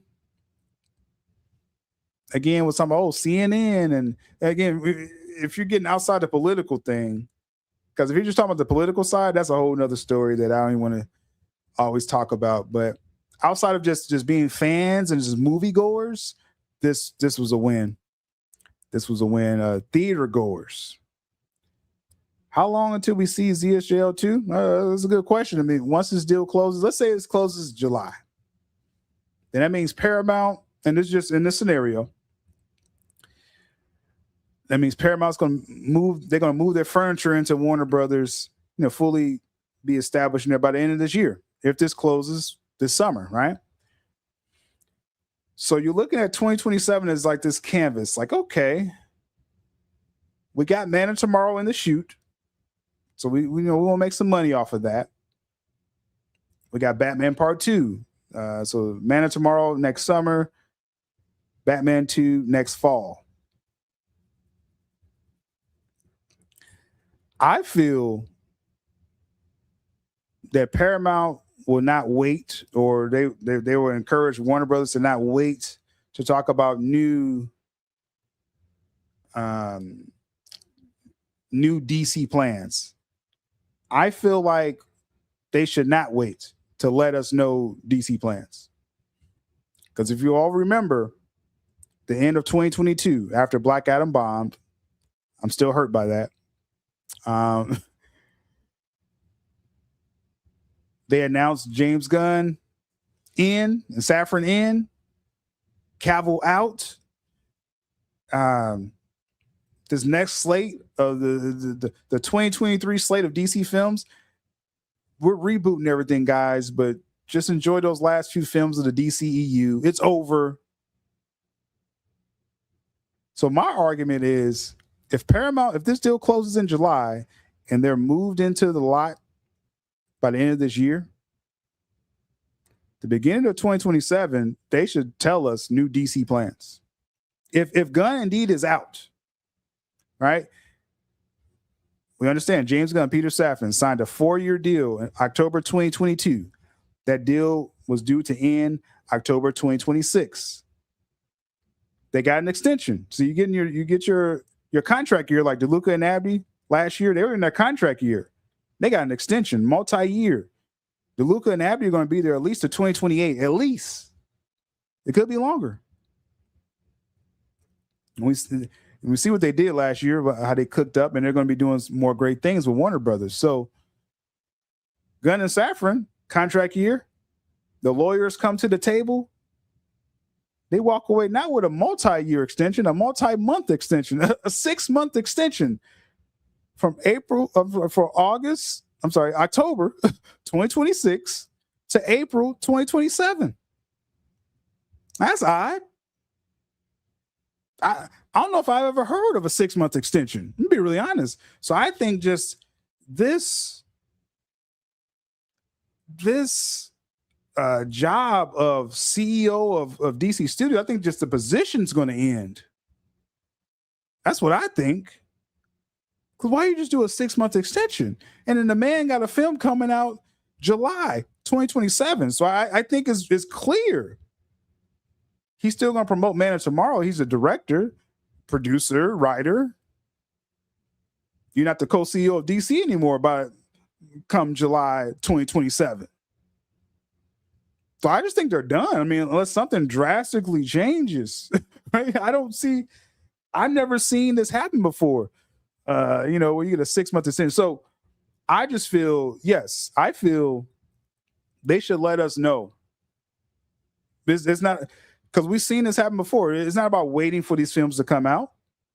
And again, I'm not saying I think this is going to happen, but just technically, L. Turner, they could tax write-off Man of Tomorrow. They really could, but I think they're going to just go ahead and get it out there and make some money, try to make some money off of it. But you don't have to wait for it to come out, just like they didn't wait for Shazam 2, Flash, Blue Beetle, Aquaman 2.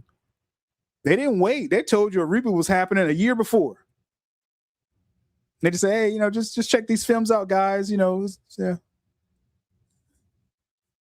So Paramount, they could let us know beginning of 2027. I'm a fan of not waiting. And so with that, how long will we see ZSJO 2? If they are giving new plans, new ideas, beginning of 2027, then I would say late 28. If they're indeed doing JO2 in theaters, we should know this early 2027. And be like, yeah, we got this Gunn thing, the wacky James Gunn, Man of Tomorrow, do your thing, that's over there. We got this new Justice League film coming out. See, that's the thing. It's like people just make it like it's just a Snyder thing, which a lot of it is. But I'm serious when I say David Ellison. I think he knows what works in theaters. Again, we've tried Superman several times. Man of Steel made the most. Now, Cavill could headline Man of Steel 2 and do $1 billion now, but 13 years ago, Superman's not making $1 billion in the box office just off the strength of Superman alone. And I know some people, they take it like, but just we got numbers. We've seen what Superman has done in theaters. It seems like a plateau there. Now, with Cavill's star power, after the Snyder Cut and after Cavill blew up, because you remember Cavill was still relatively unknown with Man of Steel. Before Man of Steel, I remember him in Count of Monte Cristo as a little dude, and he's been, building up. So you do Man of Steel. It did what it did, 670. It's not Batman numbers. That's okay. But that's kind of Superman's lane right there. But then after Cavill built up so much, and then you give him Man of Steel 2 with Brainiac, yes, $1 billion. We know that. But my point, David Ellison, bringing back Michael Bay for Transformers, rebooting TMNT, bringing back with him for Rush Hour 4, Chris Tucker, Jackie Chan, what works for DC ultimately is Batman or Justice League with Batman. The film has to be good. You can't just throw crap out there. But if you really want to make a splash in theatrical and you're spending over $200 million on these films, you got to have Batman in it or a team up Justice League. And then if something blows up in there, you spin it off. It kind of sounds like the BVS plan. Doesn't kind of, I mean, that's literally what Zach was setting up. Warner Bros. Had that already, and they pump faked. They literally had it. Like that's what works in theaters. No matter it's Batman, you go with your main commodity. And yes, put him in a team up film. It's still Batman in there. That's why BVS made $870 in the theaters. It definitely made the profit that it needed to make in theaters, and obviously afterward as well. And then you should have did Zack Snyder's Justice League in 2017. That would have been $1 billion film. Then make the Batfleck movie. That would have been big money as well, obviously. So I think David Ellison is coming to land the point that I'm trying to make here. It's not simply, just restore the Snyderverse because that's what you're supposed to do. Yeah, it's got to make sense business-wise. When we said Warner Bros. Release a Snyder Cut, you got HBO Max about to come out. Just throw it on HBO Max. We was fine with that then. We was like, okay. If this is the only angle, I mean, it was a pandemic and everything. It was like, okay, let's throw it on HBO Max. It makes business sense. Yes, we're biased and we want it, but it makes sense to put the Snyder Cut on HBO Max so everyone at home can see it around the world. And according to official numbers, people like to throw fake numbers out there. Warner Brothers was very happy with the Snyder Cut on HBO Max. It actually did good numbers. It actually did. And people would like to use my friend Samba TV way too much. You're misquoting people that I know. I've had them on my channel multiple times. Samba TV said that the Snyder Cut was undoubtedly a success. So when y'all quote Samba TV, y'all using these numbers wrong. I got it straight from their mouth. How they tracked it. So it's not simply about David Ellison. You got to restore the Snyderverse. Yes, we want you to do that, but it makes business sense to put a Justice League film in theaters. Can you imagine the box office for that? See, when we're just talking business, like I said, we could be biased all day, and that's great.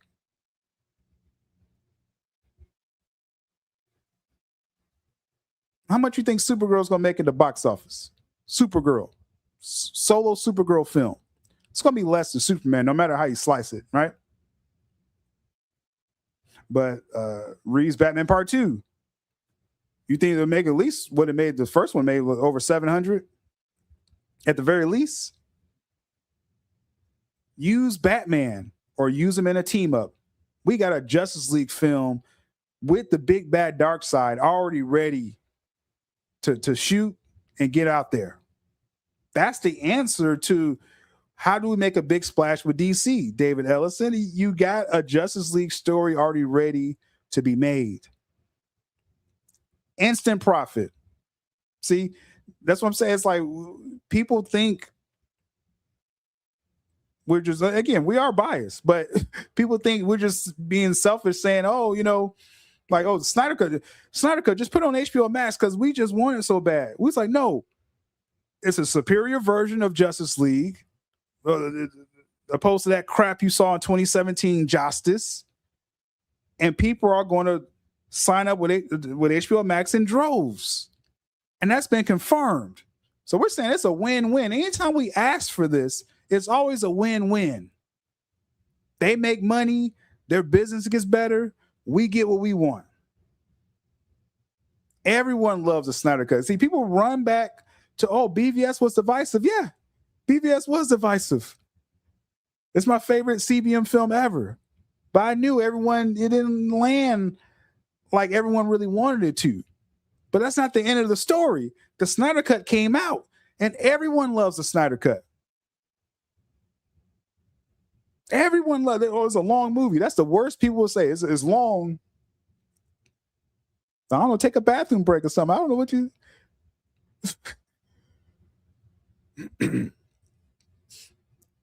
you talking about just a second chapter of a story. Oh, I didn't like that chapter, BVS. It scared me. When you keep reading the story, the Snyder Cut, you loved it. All the haters, the antis, everyone, they love the Snyder Cut. And it set up the Darkseid versus Superman story. So David Ellison has to see that and be like, oh, I can make money. We're saying you can make money off of this, man. This isn't just to please a fan base. It will please a fan base, but you're going to make money. We talking about win-wins, y'all. Like, no one has to lose in this. That's the thing. Everyone can win. So I think it will be very smart if this deal closes this July. It'll be very smart early 2027. Paramount says we have a Justice League film coming out fall of 2028. Zack Snyder's Justice League 2. Justice League versus this is a nightmare movie. You're gonna see some Darkseid in there. Like this is too easy. See, people acting like we're calling for David Ellison to say, "Oh, make a Creature Commandos movie." How much we making off Creature Commandos? Make a Peacemaker movie. Justice League. That's guaranteed bank in the box office. If you have a Batman movie or a team up film with Batman in it. And if it pops off like it's supposed to, make your Cyborg project. You can put it on HBO Max if you need to. Everything ain't gonna make it to theaters. The business is getting smarter now. Marvel learned that we can't do a Thunderbolts film every couple of years. Ain't nobody showing up for Thunderbolts or Sam Wilson. Nobody coming to see you, Otis. You can't throw everything in theaters like that, right? Now, I mean, Cyborg, that'd be great if that could be a theatrical thing, but I'm fine with that being like a special presentation on HBO Max, right? Have Lord and Miller come back and do their Flash film. That could make money in the box office because they're hot directors. You gotta be selective, right? But I know what will work: a Batman film or a Justice League with Batman in it and Darkseid. We've seen all these numbers at this point, y'all. We've seen James Gunn's Superman and what it did. You still got people caping and saying, "Oh, it made so much profit. It didn't make more than Man of Steel." Like, why are we even still talking about this? They should have did Man of Steel 2. Guaranteed it would have made more than 619. Henry Cavill, Man of Steel 2. It has to be Justice League, y'all. Like it just makes sense. So they should let us know early 2027. If not, they playing with us. And the Saudis step up. Somebody needs to let us know early 2027 that we got Justice League 2 in theaters coming. Or for Christmas. Be even better. Again, I'm about the win-wins, y'all. I mean, I know people want stuff just because they want it, and I get that. I'm saying, like we've always said, it makes business sense, y'all. Shout out to Carlos.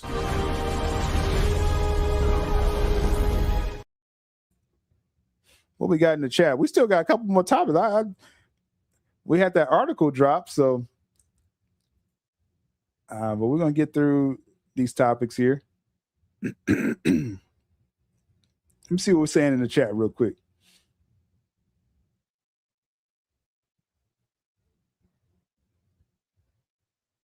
Yeah, Gal Gadot, Wonder Woman 3. Why not? Right? There's some good ideas in the chat right here. Man of Steel 2, War World, Mongol as the villain. Right? And again, that could have worked with Cavill. Because my theory is that, again, Superman, I think we hit the ceiling of solo Superman films. Unless it really pops and then you have a star. And Cavill became a star, you see? And so they really dropped the ball right there. DeLuca and Abney was going to give it to us, right? That's what it just really, really burns me thinking about what happened in 2022, because like it was set up for Cavill, Man of Steel 2 with Brainiac. We'll talk about Gunn's Brainiac in a moment here, but you had your first, Man of Steel 670 in the box office, and then Cavill became a star, and so that would have made his sequel pop. Not back 13 years ago, but it would have went to a different level because Cavill became the star, right?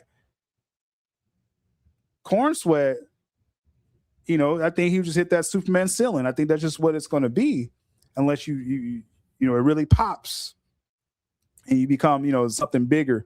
We've seen James Gunn's DC at this point.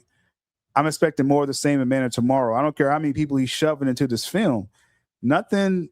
And we'll talk about this film in a moment. I don't want to go too much on Gunn right now. We got the topic coming up here. Give us Gal Gadot, Wonder Woman 3. See, that's what Wonder Woman worked. Why did Wonder Woman work? Because she was introduced in a DC film that had Batman in it. And she popped. And then she came out with her film, did over 800 million. You had a franchise right there. Now, we ain't gonna talk about Wonder Woman 84, but you had a franchise right there. You're not guaranteed that Supergirl. You think Supergirl's gonna get 800 million? Gunn's Superman couldn't get 800 million. You see what I'm saying? So it's like Warner Brothers just repeatedly shot themselves in the foot. Now we're talking about former regime. That's not DeLuca and Abney. DeLuca and Abney was trying to give you all this. They were trying to give you Man of Steel 2 with Cavill, Wonder Woman 3 with Gal Gadot, one more Justice League film. Zack Snyder would have been involved. One last ride of the Snyderverse. That's confirmed. You still got goofies out there acting like they covered their ears the last 4 years. This has all been confirmed. They were going to do that. Now you try to relaunch a world with a new Superman. You hit the ceiling. No Batman, or even Wonder Woman. And really, I wouldn't even say Wonder Woman because you're rebooting Wonder Woman. So it's not a given. We just saw this with Corn Sweat. It's not a given when you reboot these characters that you're just going to automatically have success. It's not guaranteed.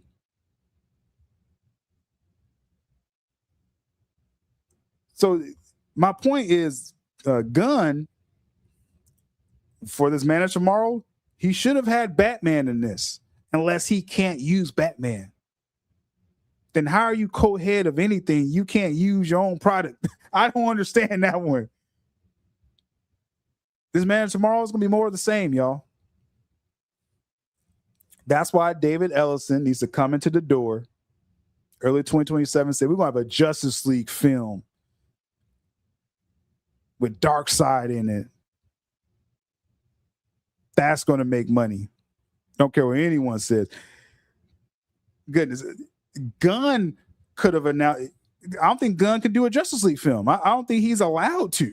Like, he could have tried to do a Justice League film and it would have been more successful than what he's about to do. Let's catch up here. Do a Crisis with Corn Sweat. That's a good one. That could happen. Global phenomenon.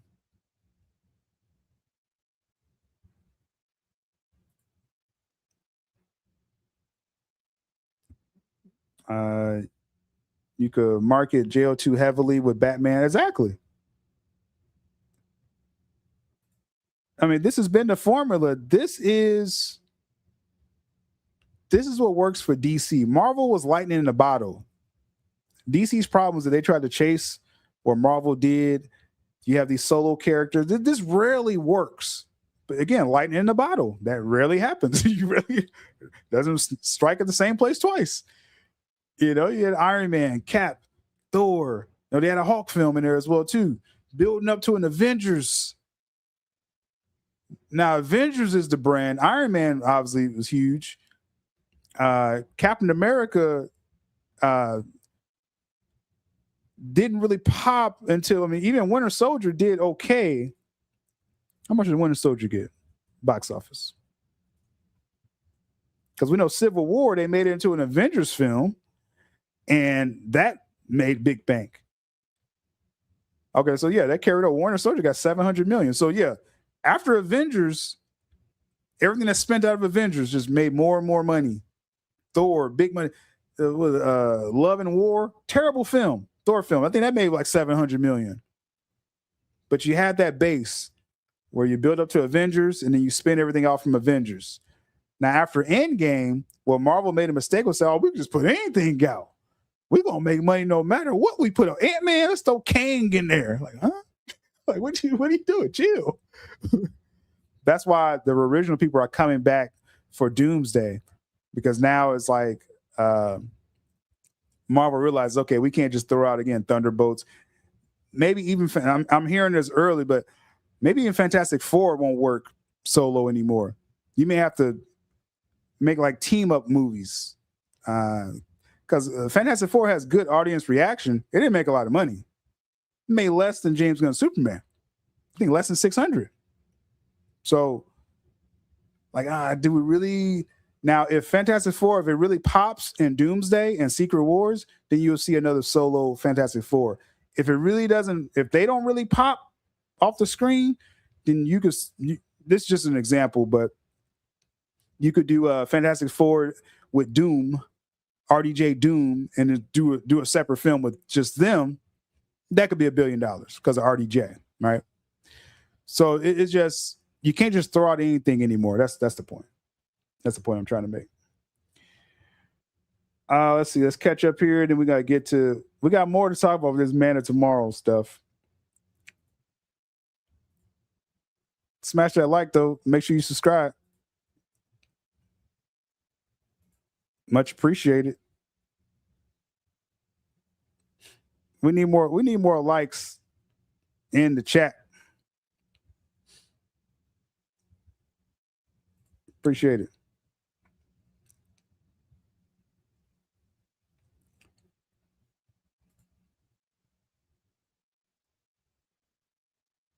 All right, let's get to the next topic here.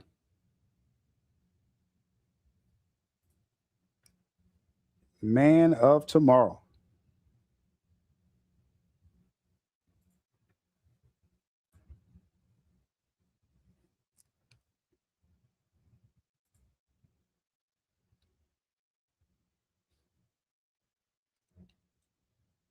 With DeLuca and Abdi's recent success, can we expect Constantine to get back on track at Paramount? Definitely. I think that may be one of the first things, because that's the thing. How this is going to work with DC is that I'm going off of Gunn and Safran's contract ending, and I think that role of co-heads of DC Studios, right, that's going to end. I think it's going to end. We got 15 likes. I know it's early. We're going to get the likes. This is a message for those watching this replay. I know it's too early for the West Coast people. Make sure y'all come here and smash the like when y'all see this part. But I think with Paramount, if that DC Studio co-head role, if that's over, then just all this stuff falls under DeLuca and Abdi again, right? Now, David Ellison has ideas for DC already. All right, I talked about this a couple months ago. They were already recruiting DC creators to make DC projects. So it'll just be like this, where David Ellison's like, yeah, my guys, they found someone that has this idea for DC, do it. Like, it's not asking anyway. Like, he's the new ZASLAV, David Ellison. So he's like, do this project. It could be a standalone DC thing, whatever. Right. But then DeLuca and Abdi had great ideas already. So what I think is going to happen is, I know they want like a continuous DC world. I know that they do want like some kind of sense of a continuation of a DC world. So we'll just see what becomes of Gunn's DCU. But even if Gunn's not there, but in the meantime, standalone like Clayface. That's why Clayface is so important, because you can do these standalone auteur type DC, projects and not have to worry about world building. That may be the future of DC, right? Even if you do JL2 and 3, and then if you bring Lord and Miller, do your Flash, and then if you want a Flashpoint, I mean, all this stuff can happen. But do we need like a continuous world building thing? Like, no, let's just do like a Clayface over here, a Scarecrow project, a Constantine, right? That's where Constantine comes into the picture. And I believe that'll be one of the first things that DeLuca and Abdi would be like, oh yeah, we got some ideas. Let's go and get this through. Everything was kind of put on hold DC wise because they wanted Gunn and Safran to show a DC world so that until they sell Warner Brothers. Now the plan was, if Netflix would have bought this, Gunn and Safran would have been safe with Netflix, and so they would have continued the Superman saga. But now with Paramount, I think it's back to getting again standalone, solid DC projects. Don't worry about really world building everything, but you do want like some kind of continuity.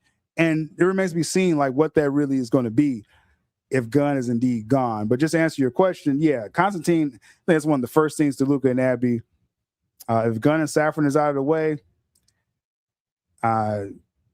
definitely Constantine is something they would do. So good stuff. Shout out to Neo 7.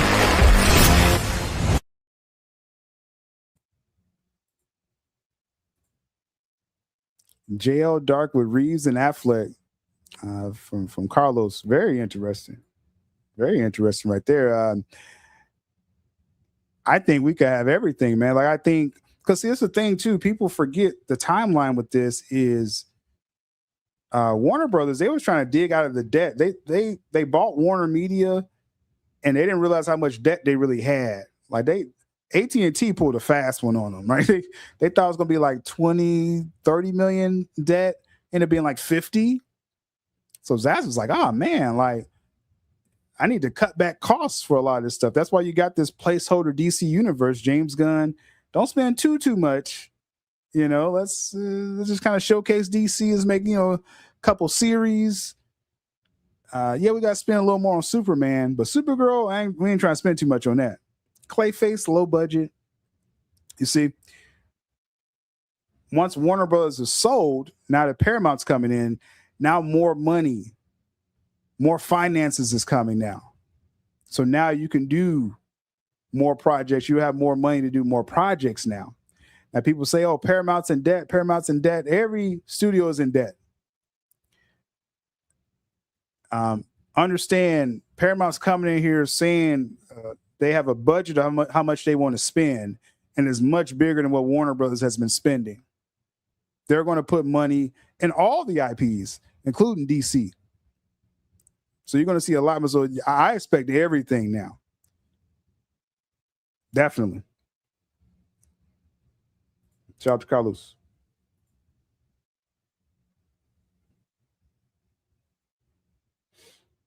All right, let's get to this. Let's get to this Man of Tomorrow thing. So we spend a lot of time with that deal. That was interesting.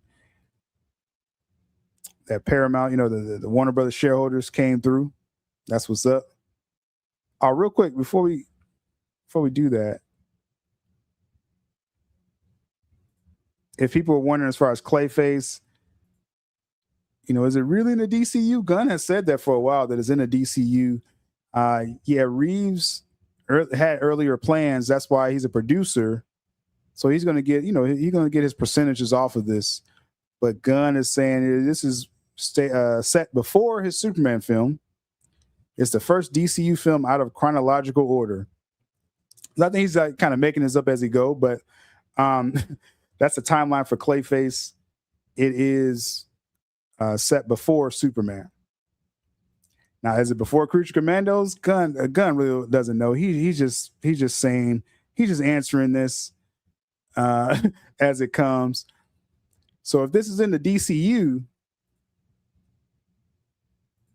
that kind of bothers people because Gunn had a Clayface, a goofy Clayface in Creature Commandos. So the Clayface, it would have to be before Creature Commandos. This is why I don't want this Clayface to be in the DCU, or is it multiple Clayfaces? Why go this far with this? These are the type of questions hardcores like us, we shouldn't have these questions. Is this Matt Hagen? Is it a different one? It's like,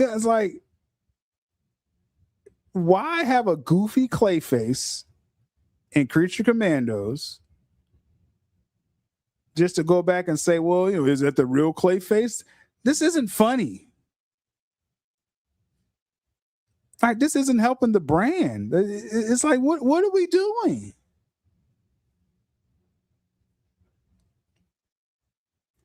It's a joke, man. So again, he's saying, again, this is in his DCU, whatever. As far as what I heard with the film, there's really no real connections to anything that Gunn is doing. So it could be, I'm treating it as a standalone. That's pretty much where I'm at with that. But the other day, he posted this about Man of Tomorrow. All right. So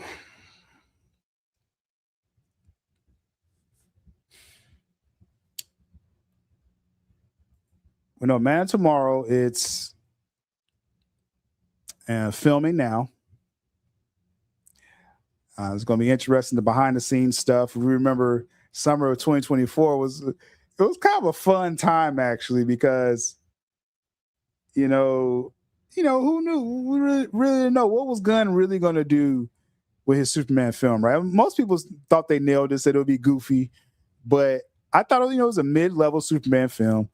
But the behind the scenes stuff, it looked like it was more action. Like, I remember in 2024, I was like, man, Gunn is putting a lot of action into this film. Now, it didn't translate to the film, but behind the scenes, I was like, this is kind of looks interesting behind the scenes. Not worried about the suit. I know people was worried about the suit. I was like, okay, the suit is what it is. Right. And the Atlanta inmates in Atlanta, they're filming Man of Tomorrow at a prison cell in Atlanta. And all the inmates have to be in lockdown all day because Gunn wants to use their facility for the filming. So Gunn, he's taking off DC fans, he's taking off movie fans and inmates as well, which is crazy. But so Gunn posted this. It's from the set of Man of Tomorrow, shooting now. He has the chessboard. He has the Luthor little inmate tag. So we know it's Lex Luthor related. Even got some chips. He got snacks right there. And so, some people, again, I always think of comics when I see, CBM films. And so, automatically we're like, oh, this is a reference to Lex Luthor, playing chess and we'll get to that symbol in a moment. You see that little clapboard or whatever that is, that slate up there. It has a Superman symbol. We'll talk about that in a moment. But it's like, okay, Lex and chess. What do we know about that in the lore and just pop culture lore? You got the late Gene Hackman, Lex Luthor playing chess. That was in Superman 2, I believe. And then you have some artist renditions. These aren't comics. These are just like independent artists mocked up Superman and Lex playing chess. They actually never played chess before. 'Cause I saw a lot of people that was taking this picture on the top saying, oh, Gunn's about to redo this from the comics. Gunn knows comics. That's not a comic. On the left, you had a rendition again where Lex is playing chess and then Superman comes in, and everyone always keeps visualizing them playing chess, but it's never happened. Really, this chess thing is just a allusion to All-Star Superman again, where it's implying like mental chess, right? That's kind of what this is. And again, it shouldn't even be that deep. It's not that deep, but it's referencing this issue. I think I have it. All-Star Superman number 5, where Clark visits Lex in prison. And again, it's more of like a mental chess thing. And so they have like a little standoff in prison. And again, he comes there as Clark. And then Parasite realizes Superman, somebody with a power source is there. So Parasite comes in and tries to attack Superman. But the point is, Superman and Lex has never played. John Kent, Superman, has played chess with Lex. So again, my point, this is my point. This is just a token thing that Gunn is trying to do, saying, hey, look, I know comic books. He's not going to really adapt anything. Even if this was truly in the comics, those 2 artist renditions right here, even if it was, we just saw Superman 2025. The whole time they kept saying, oh, it's going to be like All-Star Superman. It's going to be like Silver Age Superman. Now, us that saw the film, we know there was nothing about All-Star Superman. It was some allusion to the sun of a source of power. Gunn doesn't bring things from panel to screen. And we're really past those days. I mean, Zack Snyder's probably the last one to do it with Watchmen, bringing, really adapting from the screen, or in BVS, giving you moments like the Dark Knight Returns moment where, you know, Batfleck, you got the lightning. Gunn doesn't do that. You know, now I'm not saying like you have to do that, but don't think Gunn's going to recreate anything you see in comics, because he doesn't do that. This is just a little illusion, like, you remember that chess thing? I'll probably make it into a joke. That's what Gunn's going to do with this. He's not giving you anything from the comics. Okay, again, it's like it incenses me that people keep trying to say, oh, Gunn knows comics, and he doesn't bring you anything from it. You haven't seen any panel of All-Star Superman. None of it was in Superman 2025. So he's trying to, again, nod to All-Star Superman again. It doesn't matter. Okay. Just want to put that out there.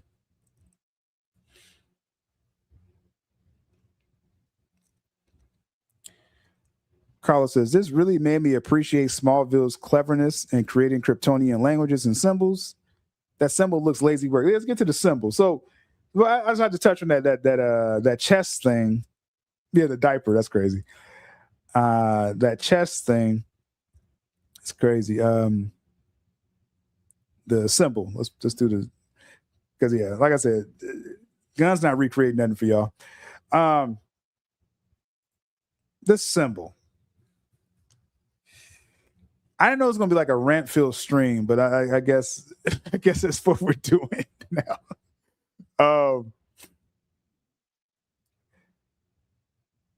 Let's get some more likes in the chat real quick. Get some more likes in the chat. I know it's early. Get your coffee. This is Coffee Talk. We're going to have more pop-up streams, weekday streams. It'll be public streams of what we normally talk about, DC, business behind it, Snyder, Gunn, while he's still employed by DC. We'll have some YouTube member streams as well. And separate platform, Patreon, we'll have some coffee talks over there as well, too.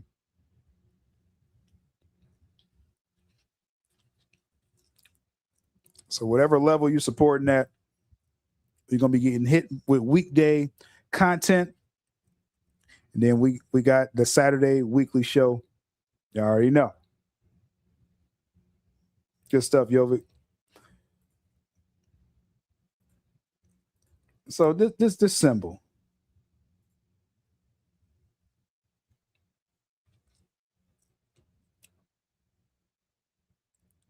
I'm not gonna say, like, again, every time I look at DC, I'm looking at it like from my marketing brain. Like that's my main job, right? So I always look at stuff like, how can I sell this, right?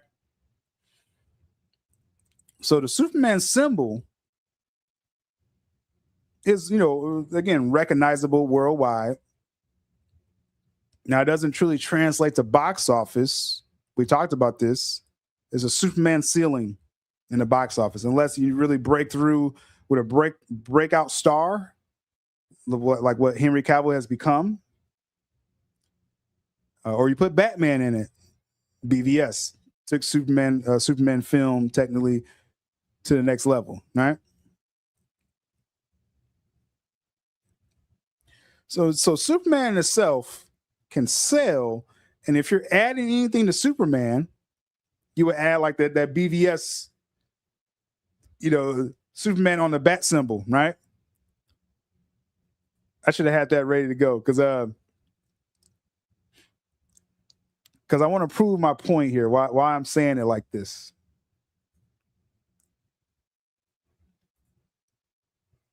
When you're trying to sell something, again, you got the Superman symbol, and you're attaching Brainiac to it. Like, that's supposed to take it to the next level.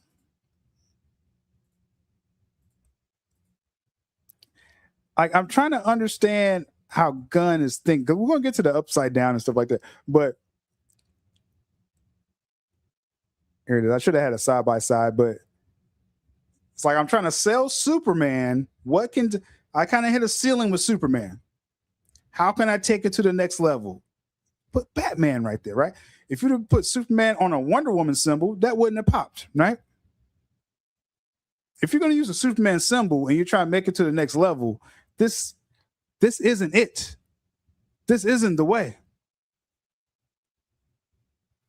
On top of that, again, the Brainiac symbol is upside down. So it's like, what do we? Brainiac purists aren't going to be happy with this. If this is the symbol, when they try to come out, coming July 2027, and they just put this symbol, they'll be like, what is that? The general audience, what is this? Superman with some orbs? Can't sell this. Like, what? I can't sell this, man. I can sell this easily. I'm talking about general audience. Superman and Batman. Oh, ticket bought. Like,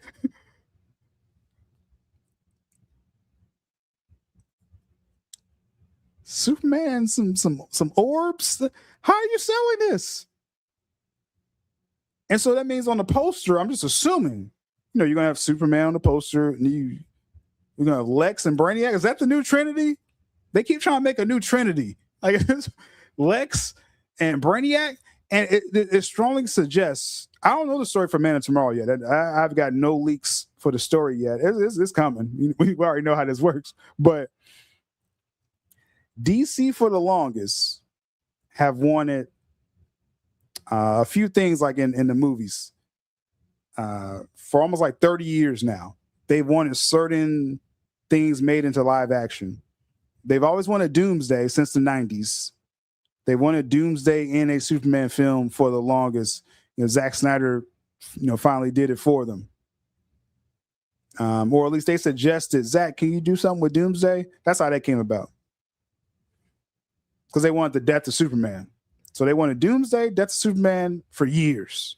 They finally got it. They just wanted that moment.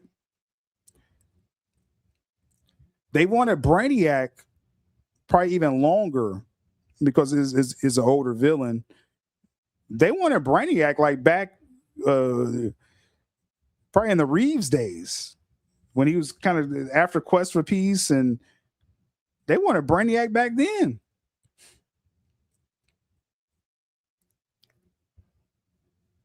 And with that plan, Kevin Smith famously talks about this when they was going to do the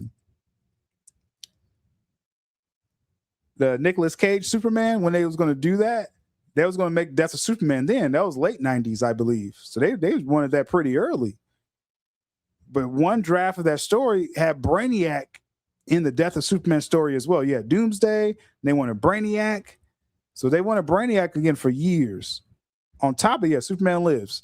On top of that, they wanted Lex to mold with Brainiac. I'm 99% sure that they want Lex and Brainiac to merge. And I'm really confident that that's what's going to happen in Man of Tomorrow. They finally got Brainiac coming to the big screen. And now we can do our Lex merging with Brainiac. And you're letting James Gunn do it. We'll see. We'll see. We'll see about that. Again, that's me speculating because I don't know the story yet. But so you got this Brainiac thing. And I don't know how this is going to sell.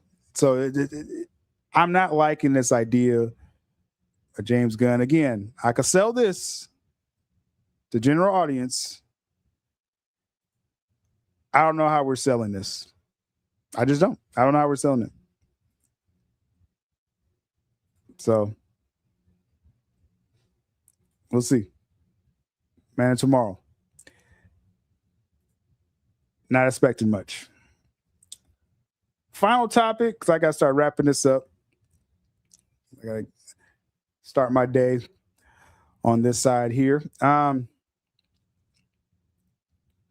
Real quick, I want to talk some Michael Jackson. The Michael Jackson movie, the Michael movie, we should say, is out now in, I guess, most areas. Let's see. I always mess up my screen when I do this. There we go.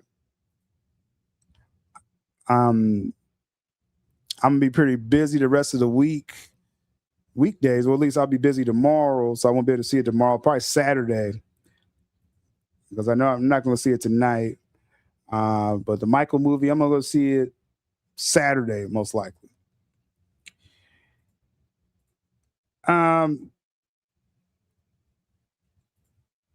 Early projections, we see here saying 70. Aims for a 70 million plus debut, record start for music biopic, because it's all about categories with these films. This is a biopic, music, almost like a musical in a sense.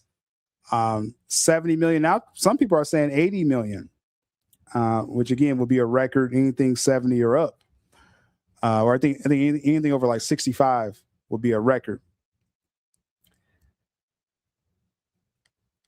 It's interesting. I don't mind, obviously different critics and people having different ideas about films, different opinions. I have no issue with that. It's not about controlling people's opinions. But if you're going to criticize something, because someone said in the chat that critics are, just slaying this film. Do you see what issues are, or in the chat? Do y'all see,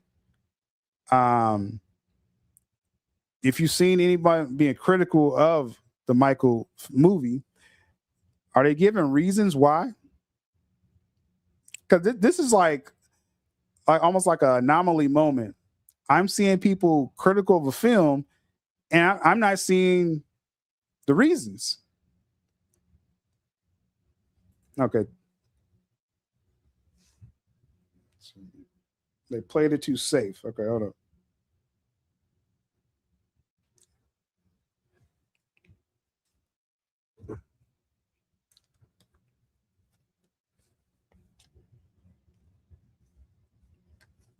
My glasses all caught up. All right.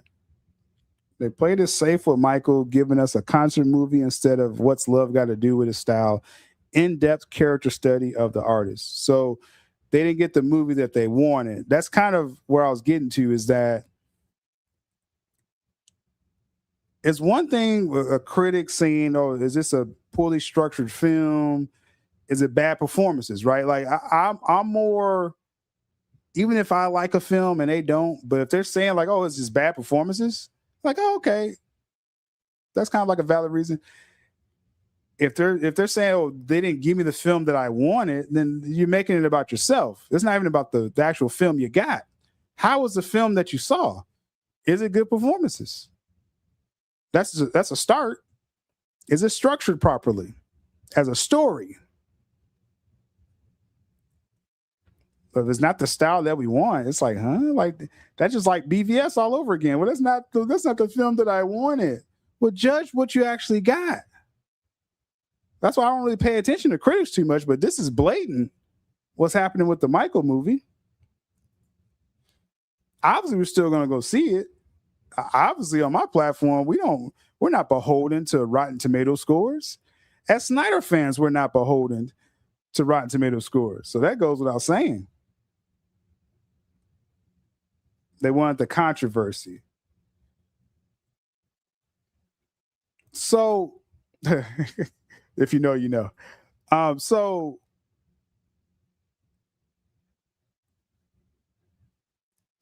if the problem was they wanted the scandals, there's a reason why. But let's we got a couple clips here. I got about 20 minutes to wrap this up. This is a nice video here. I think Neo7 shared this on Twitter about the haters. Let's cue this up. Let's go. All the negative reviews about the Michael movie are bullshit. And I'm not just saying that because I'm a huge Michael fan. I'm saying that because not only have I seen the movie twice, because I also understand the movie and what story they're trying to tell and how they're trying to tell it. And the negative reviews clearly show that not only did you so-called critics not even watch the damn movie, but also that you don't understand the movie, its backstory, and the full production process. Now, normally I don't address false negative reviews, but this right here, this shit is personal. So let's get into it. As of right now, the Michael movie is currently sitting at a 33% on Rotten Tomatoes. Earlier today, it was actually sitting at a 27, but a few more reviews came in and it bumped up a little bit. But if you actually click on those reviews on Rotten Tomatoes, you'll see something that is a clear indication of a smear campaign, because all of the negative reviews are consistently pointing out the fact that this movie glazed over allegations, skipped past controversy, and tried to paint Michael in a perfect light. But here's the thing. The studio was not trying. But even before he makes his point, because he's going to make a great point here. So they're mad that they made Michael look good. Like, why would that be a problem unless you wanted him to look bad? We want to see the flaws, right? The blood on his hands. That, like, they went in there saying, "Oh, Michael, he can't be built up. Why not?" This is a picture his family is stamping their name on and saying, yeah, Michael was probably the greatest artist ever. So obviously, just the people he touched internationally all saw Michael in a certain light. So if you're making a movie, you're going to recreate what everyone loved about him. But let me continue. Trying to skate over allegations. In fact, the movie was supposed to release in 2024, but had to reshoot the entire third act because it addressed allegations that it legally could not address. If you're a so-called certified film journalist or a official critic, shouldn't you know the history behind the person that... That's the point. The allegations, and I'll let him finish. The movie is featured, because even if there was no third act that had to be reshot due to legal problems, you would know that if this movie stops during the bad era, specifically the bad tour in 1988, that is 5 years before the first allegations even came out. So he made his point, right? So they're upset about a film that it ends before the allegations come. So yeah, they did film. The film was supposed to end where they're about to raid his house because of the allegations.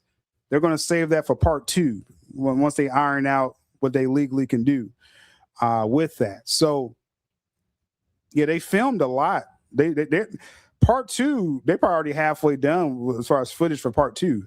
They just got to, come in and do another production as long as this one is successful.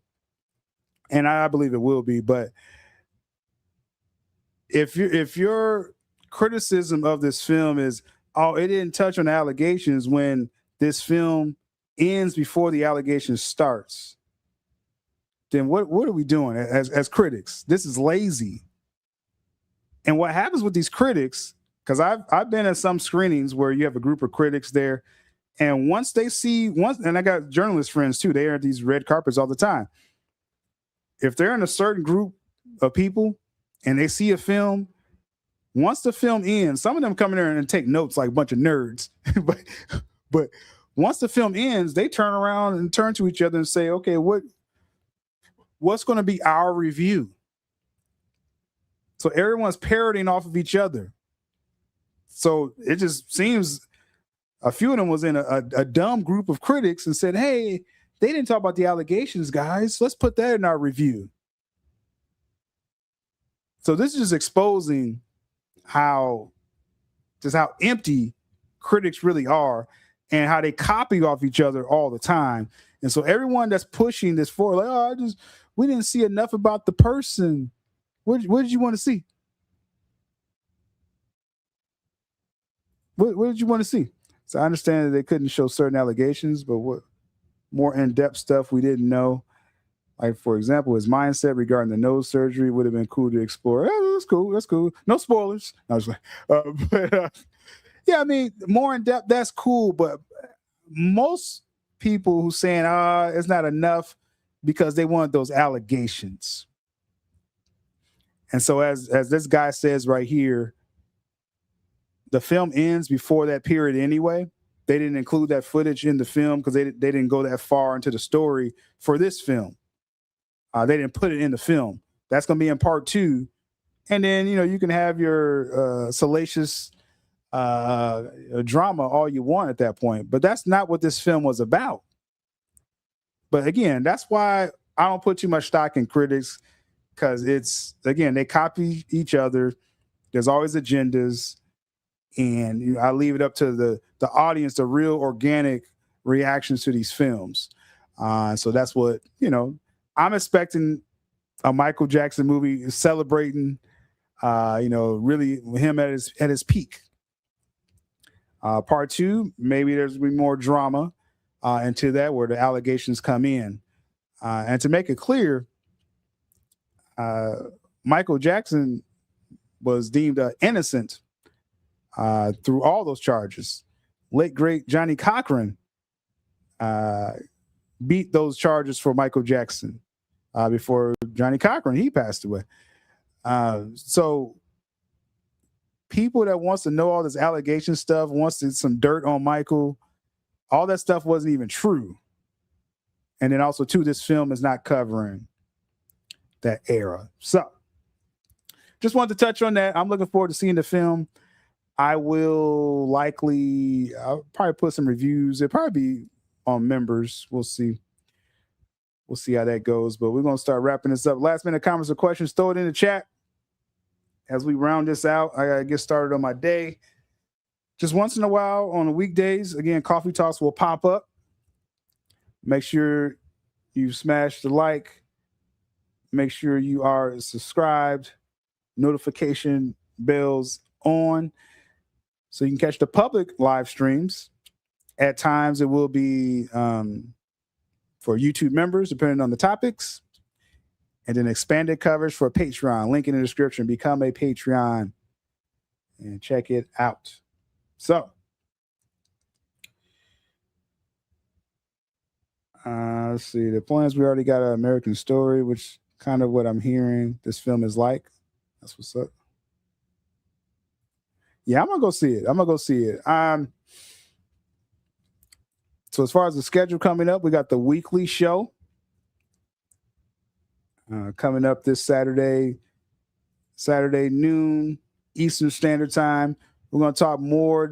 This is the WB Paramount Saudis DC Snyderverse weekly show. Saturday at noon Eastern Standard Time. Jules, she should be back for this one. Jules was busy last weekend. So we'll see if she's down for that. But we're going to talk more about this Paramount deal. Now the deal has has been approved by the WB shareholders. So the fallout for that, we'll talk about that Saturday. More anti-Paramount propaganda, we will talk about as well. And anyone I catch slipping on Twitter, we'll probably screenshot them, make fun of them on the big screen. Y'all know how we do. How do you feel about Janet Jackson refusing to be depicted in the film? Janet probably just wants her own movie. That's all. Yeah, that's probably all that is. And they'll probably get her down for part 2. But, Janet, is a huge megastar in herself. And she probably, it's like a rights issue, a likeness issue or something like that. So now, as far as the family, the Jackson family, they didn't take it as like a negative. And this is Michael's story, right? I know young Janet becomes a part of that story. So probably in part 2. Probably see in part 2. Clap back Saturday. For sure. All right, I gotta get to work, y'all. Appreciate y'all supporting this impromptu coffee talk. More to come. Much love to those in the chat. Much love to those catching the replay. Much love to Sil Nation. We out here. To Sil Nation. Stay tuned.